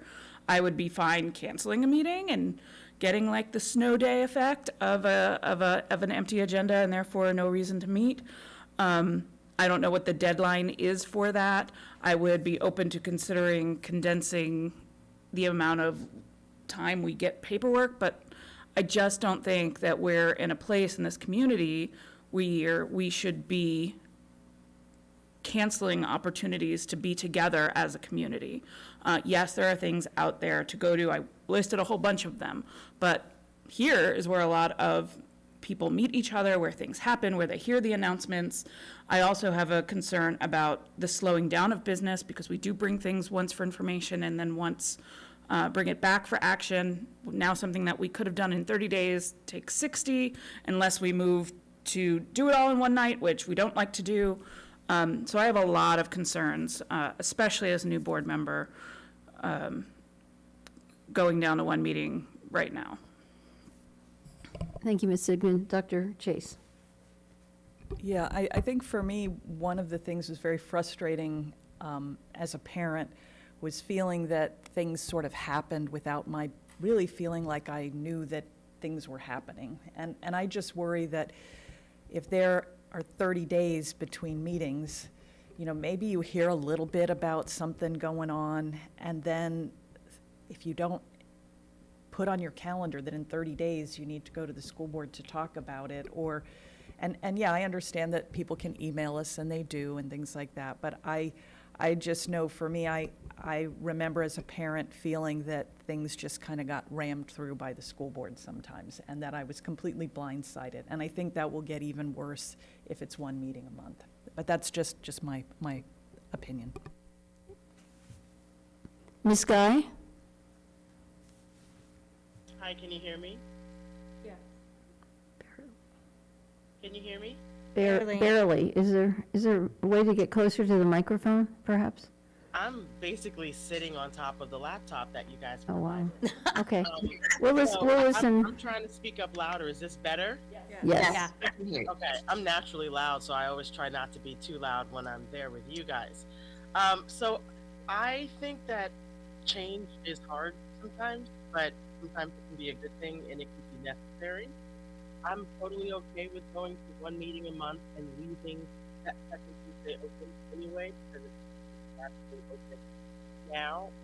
The reason why I think this is something that we should at least try is because I felt watching the meeting here very frustrated when school board members would ask the staff or the superintendent for information, and then the next meeting happens, and the information was halfway provided or wasn't provided at all. And I never understood the disconnect, but I was always incredibly frustrated because, you know, it seemed like an easy kind of thing. And I'm like, man, these people kind of work close together. Why can't this person get this answer from that person? And now understanding that it's a hamster wheel that staff is on, and that as soon as this meeting is over, they're preparing for the next meeting, but there's no time to fully digest what has to happen, and then to get that information or to do that task or whatever it is. And so going to one meeting a month is going to greatly affect that in a positive way, so that staff has the time to do their due diligence and get us the information. I think is really important. And I do understand that sometimes it seems like things are rammed through by the school board, but that is because the school board was not doing a great job communicating with the public. If we communicate with our constituents on a regular basis, then they'll be able to know what's coming up, and they'll be able to understand the flow and the process of how things work. So I think that moving us forward into 2022 fully, I think this is a good thing. And if it doesn't, if it's not great, then we can address it then, or we can add that second meeting back. That's it. Thank you.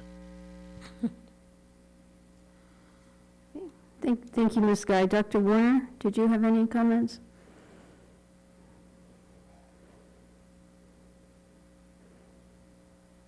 Oh, thank you.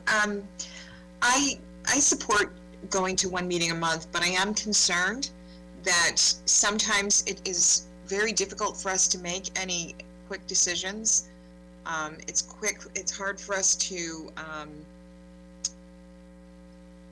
move very effectively at a meeting every 2 weeks, because we sometimes don't have all the data that we need, all the information. Everything is a process on the board. It's not as fluid as some of us might like sometimes. But I do have concerns that by going to one meeting a month, that some of these processes are going to take even longer. But at the same time, I also see that as a staff is the one that's jumping through the hoops to make sure that we have all the information. I think that we are attacking some of this problem by working more effectively on communication, which I think that we've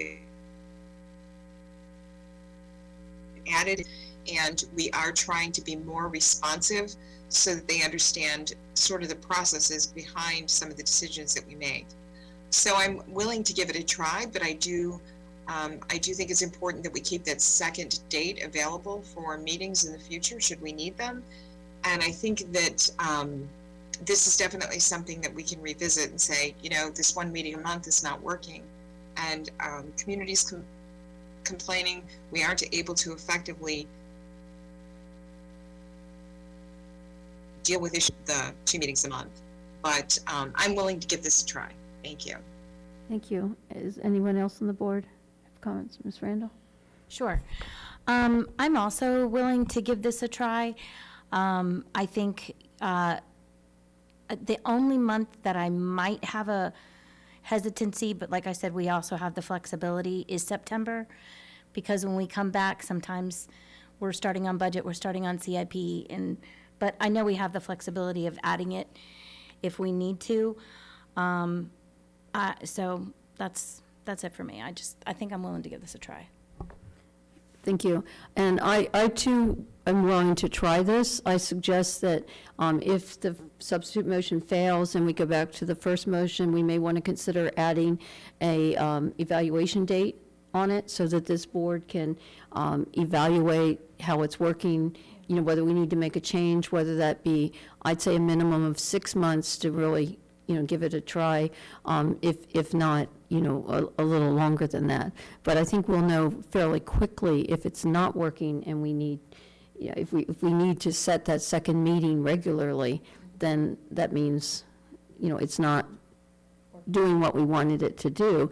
But I do think this will force the board to be more efficient in the way we do business. I have a question too when you're done, Madam Chair. Okay. Right now, the day after we have our meeting, we're working on the agenda for the next meeting. So if we're working on the agenda, that means the staff is working on putting all that together. So talk about the hamster wheel. You know, I think Ms. Guy mentioned it, that's all I could think of. You know, we're constantly getting things ready to give to the board, and that takes away from time to get the work done. So I'm going to not support the substitute motion, but I would certainly be very supportive of an amendment to the original motion if we go back to that, to put an evaluation date on that. And that would be the board doing the evaluation, not anyone, you know, on the staff, because it's us and the way we do business. And I do appreciate, Dr. Chase, your suggestion when we first discussed this about the board keeping that fourth Tuesday free. So there shouldn't be any issues if we do need a second meeting, that, you know, that would be an available date for everyone. All right, so I just have a Ms. question, Halsted. and actually it's for you, Thomas. So I see this as kind of forcing me into a bigger commitment to one-on-one time, but our constituent services person, I mean, with them on board, will some of these concerns that folks have about not being heard and all that, will that be addressed? Is that something that we can utilize to help us bridge a gap people feel is going to be there? Well, certainly the work of the board is not just one night a month or 2 nights a month. The work of the board is every single day, and your connection to your constituents, and I would hate it if someone was confused by thinking that the board only works 2 nights a month, because that's just not true. And there are ample times for people to say their piece to the board. As a matter of fact, I think you all might reflect that the most effective commentary is oftentimes commentary that happens not in a board meeting and is more personal and more direct in terms of bringing items to your attention. But the public-facing voice is really important, and having a constituent services person, although aiding the board and the superintendent in connecting with the community, the role of public comment is still there, both digital and in person, and that is something that you should not go away from. And having an opportunity for folks to review what you're working on and to give public comment is pretty important. And how you choose to consume that can be in lots of different venues, not just in your formal meetings that are televised. Ms. Sigmund? Ms. Sigmund wanted to. I had a question about the hamster wheel. Unlike Ms. Halsted, I will embrace the new board member term until there's somebody newer than me sitting up here. And so I will take every minute of it and claim new. But, you know, our policy says that the agenda is like 3 days before the meeting, but of course, that means somebody needs to create the agenda. But is there any way to kind of compress the time in between so that we have more breathing room? Because again, new kid, you know, I was elected to be here. This is where, and to be here and do my job, our job well, that requires me to connect with my constituents. But, you know, I hesitate. Are we at a point as a board that we are struggling to fill agenda time? Because it does not feel that way, and that concerns me, going to a marathon meeting every month.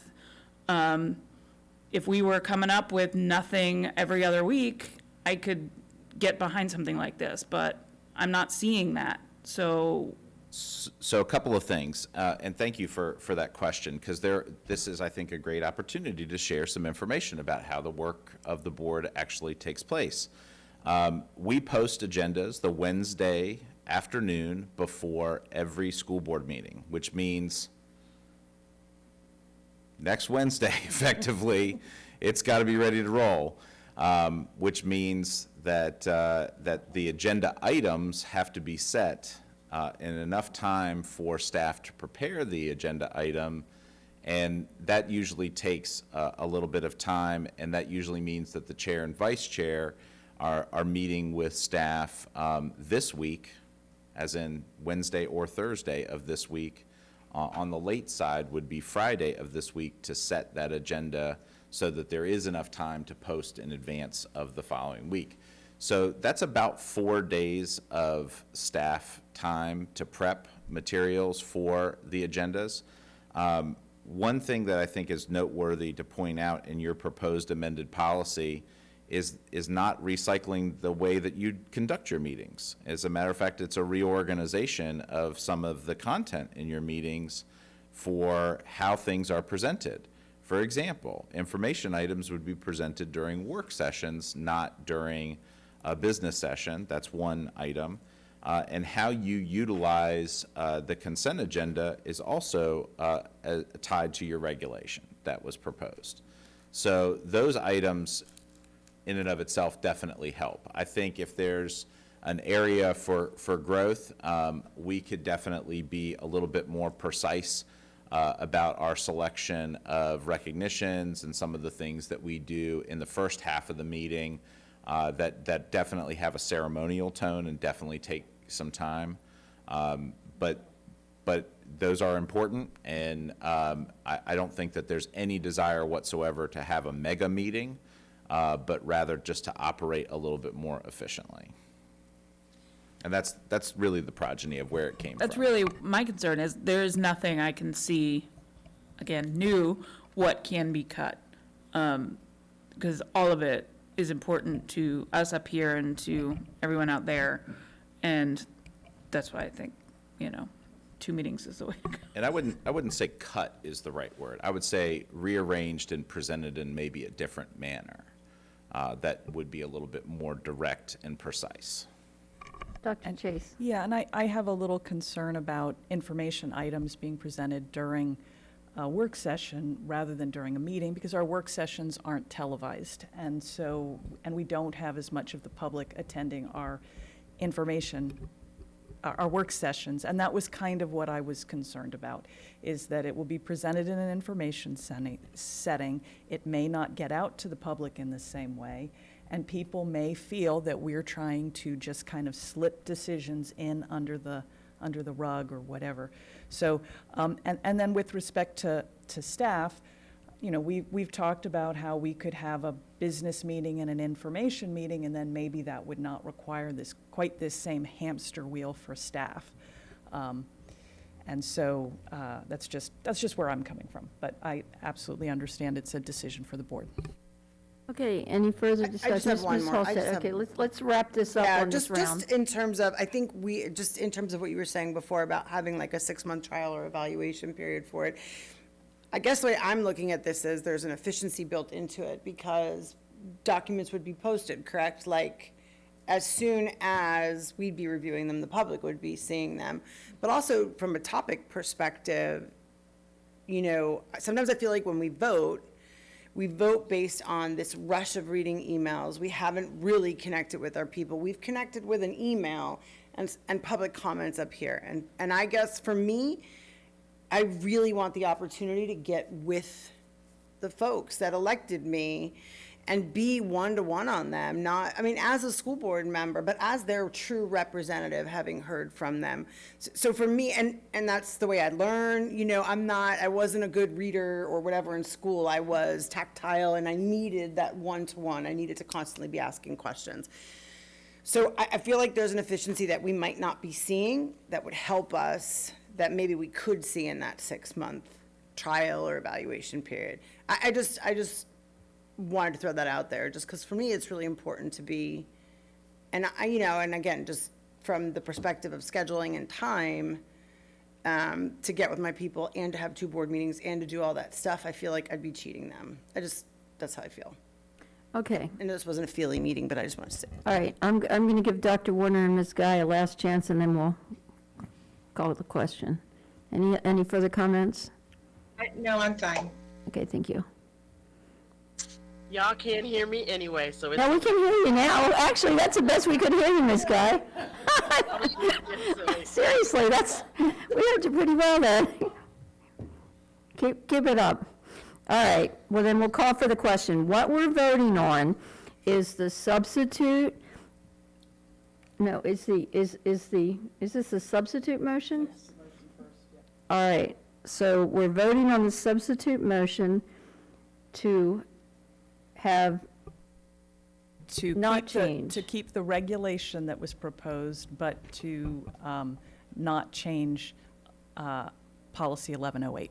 All right, so the substitute motion would mean that we would not change our calendar. We would stay with the 2 meetings per month in the months that they're regularly scheduled. Okay? So we're going to vote on that motion. If that motion passes, then we're done. If the motion doesn't pass, then we're going to go back to the original motion to adopt the new schedule. Is that, everybody understand that? Okay, because it is getting later. All right, all in favor of the substitute motion to not change the schedule, say aye. Aye. All opposed? No. No. No, sorry. Madam Clerk, would you poll the board? Dr. Chase, Aye. Ms. Guy, No. Ms. Halsted, No. Ms. Healy, No. Ms. Randall, No. Ms. Sigmund, Aye. Dr. Warner, No. Madam Chair, the motion fails. All right, so that takes us back to the original motion, which would change the meetings as proposed here. Would the motion maker, do you want to consider adding an evaluation? It's really, it's up to, Madam it's up Chair, to I you, would but given the accept- discussion, I I think would, it's something. I would say that that is reasonable, that we should have an evaluation at the 6-month time. I second that. Okay, so that would be added to the motion. To be clear for the public, Madam Chair, that would be your December 13th. So we'd bring that as an as an information item on November 8th and for action consideration on December 13th. Okay, since there's no change in the board on January 1st, do we want to bring it for information in December and then have it for action in Let's just go ahead. January? Well, that would just give us an extra month to evaluate. I would say That's- no. I'd keep it that way, November, December. So it's really just a 5-month. Well, so but you're also saying that in the summer, we go to 1 meeting a month anyway, so really, Usually your just the month of evaluation Well, period just would July. Usually just the month of July is ever. 'cause All June right, so we it would start then. Right. okay. And ironically, in November and December, we only have 1 month, One meeting. 1 meeting a month. Can I ask clarification? You said it would be for information when? November. In November? November, got it. Yeah. The way that Well, the policy- evaluation it wouldn't be for action unless we wanted it to come for action. That's That we would correct. have. And this takes effect on June 1 specifically, Mm-hmm. not during May. Yes.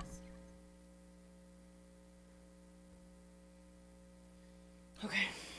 All right, so our 6 months would be June through November. Yes. So you're actually bringing it before that 6 months is over. Well, for We just potential vote on it on action the in 6 months. December, The evaluation. yeah, We just voted it. Yeah. Well, if we want to vote, we vote. if you wanted to vote. October, November, so.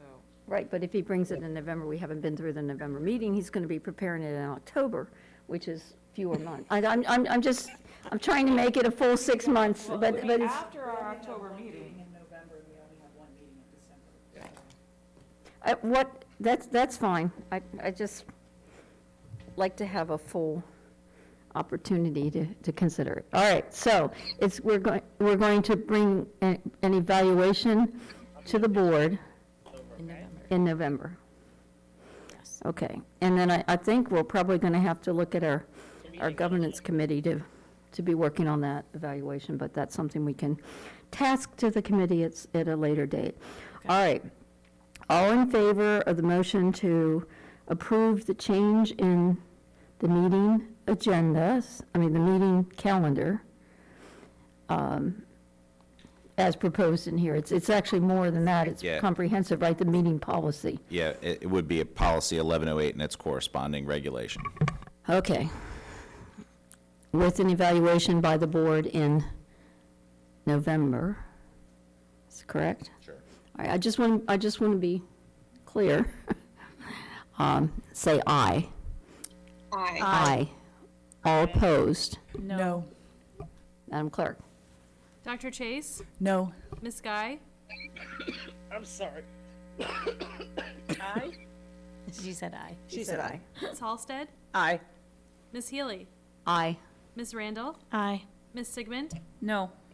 Dr. Warner? Yes. Madam Chair, the motion passes. All right. Now it actually brings us to the adoption of an amended school board meeting schedule for the remainder of 2022. So, getting a little ahead of us there. Motion to approve 12.04 with the amendment that we add the dates of the Tuesdays that we are supposed to hold in abeyance. That's a great idea. Yeah, You mean the fourth Tuesdays? yeah, that makes sense. All right. Do we have a second? Second.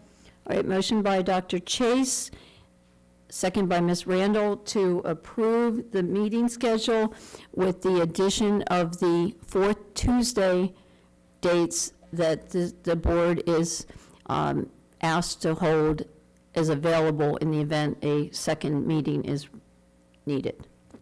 All right? Any discussion? All in favor, say aye. Aye. All opposed? Sounds like motion carries unanimously. All right, that brings us to information items. And this is only for information. These are coming back for action at the next meeting. 1301, appointment of board members to serve on the Finance and Budget Committee and the Governance Committee in FY23, which begins July 2022 and ends in June 2023. Any questions, discussion? Just a reminder that, at least on the Finance and Budget Committee, you can only serve Same for with governance. 24 consecutive months unless the board votes to change that. Right. Same And with governance. if there's any members that are interested that are not, that either are on now or not on, please let Ms. Randall or I know between now and. Yeah, my only before question the was next how meeting. do we say, yes, I want to be on this one, or I'd like to be Just- considered for this Yeah, one? just Okay. let one of us know. Okay. Not that puts you on because the board has to appoint you, but then we'll know, for the names to be out there. All right, 1302, adoption of amendments to policy 1110, advisory committees to the board. Any discussion about this item? 1303, adoption of amendments to policy 1111. Madam Chair, Oh, yes. I believe that we were going to add the discussion for that particular policy 11, what is it? The school board committee, the advisory committees will be brought to the work session and for the next.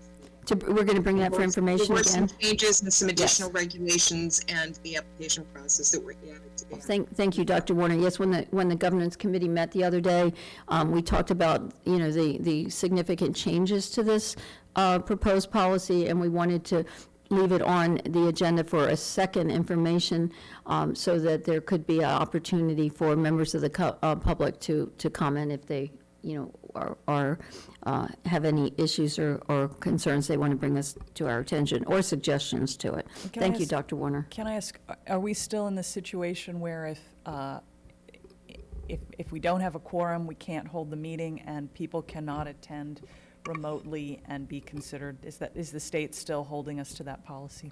That is, and actually, this is a great opportunity for when the board is ready to pick up legislative items. We with the help of the Division Council, had drafted a piece of legislation to present to some of our state legislatures to potentially carry this as a bill to make that a little bit easier.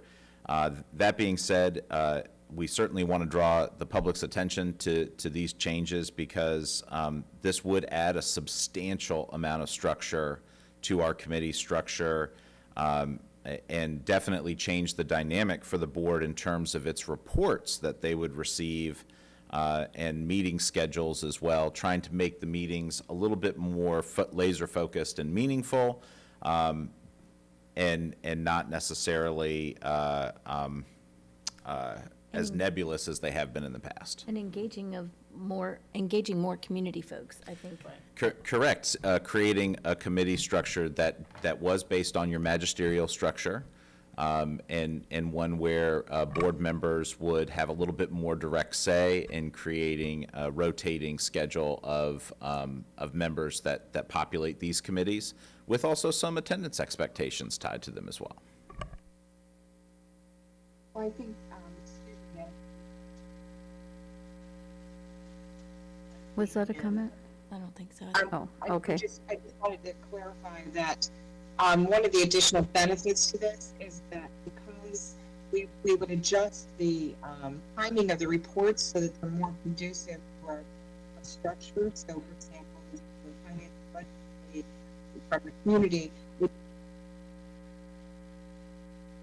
give us a report that correlates with every budget. Other committees, this way we're also able to focus more time and attention on those committee reports so that they're more effective and we can actually implement some of those ideas more efficiently. Thank you, Dr. Warner. The next item, so 1302 will not be back for action at the next meeting. It will be on for information. 1303, adoption of amendments to policy 1111, school board committees. This will be back for action. And may I ask, has the Equal Employment Opportunity Non-Discrimination Committee been in effect at all? I don't recall it being in effect the entire time I've been on the board. Okay. I'm not aware of it. Okay. 1304, approval of the high school fees for the 2022-2023 school year. Any questions about those fees? No. 1305, award of a delivery order to Bluebird Bus Sales of Virginia using budgeted FY23 annual operating funds in the total amount of $1,437,708 for the procurement of 12 mainstream school buses. Any questions? Just one. These are the buses that we've been talking about for option 3, or are these to replace existing buses that aren't working?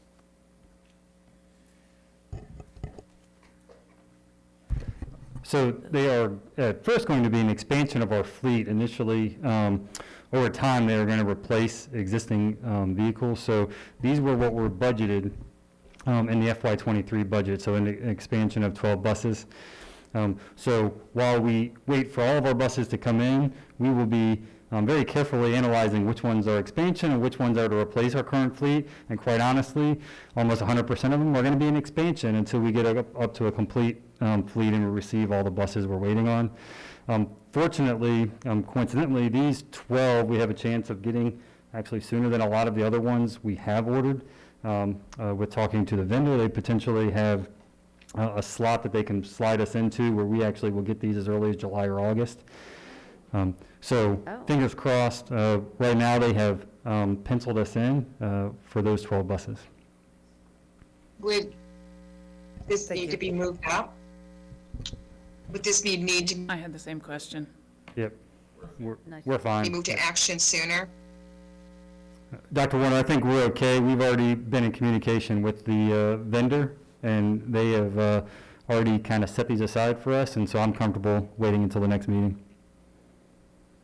Chris, are these gas or are these the diesel? These are gas. These are all gas? Yes, ma'am. Okay. And it's the other order that we're expecting this summer is also all gas? Yes, ma'am, I believe so. Right, yes. Okay. Thank you, Kiba. Thank you. And so just to piggyback on that, because we discussed it at FAB about a month ago, but Ms. Randall was alluding to some of the other buses that we thought were going to take longer to come in. There's a potential for them to come in July or August. There was about another 29 of them. So that 29 plus these 12, we could have July, early August timeframe. And then we've got a little bit of work that we have to do to get them ready, but we're going to have that stuff ready to roll. Thank you, Mr. Fulmer. Thank you. All right, that brings us to the announcement. Our next regular school board meeting is May 24th at 7 p.m. There will not be a work session because there is a very important event taking place, 5th grade graduation at Anthony Burns Elementary School, probably other schools as well, but one of our board members has a commitment to attend. Thank you. Thank you very much. We're now done.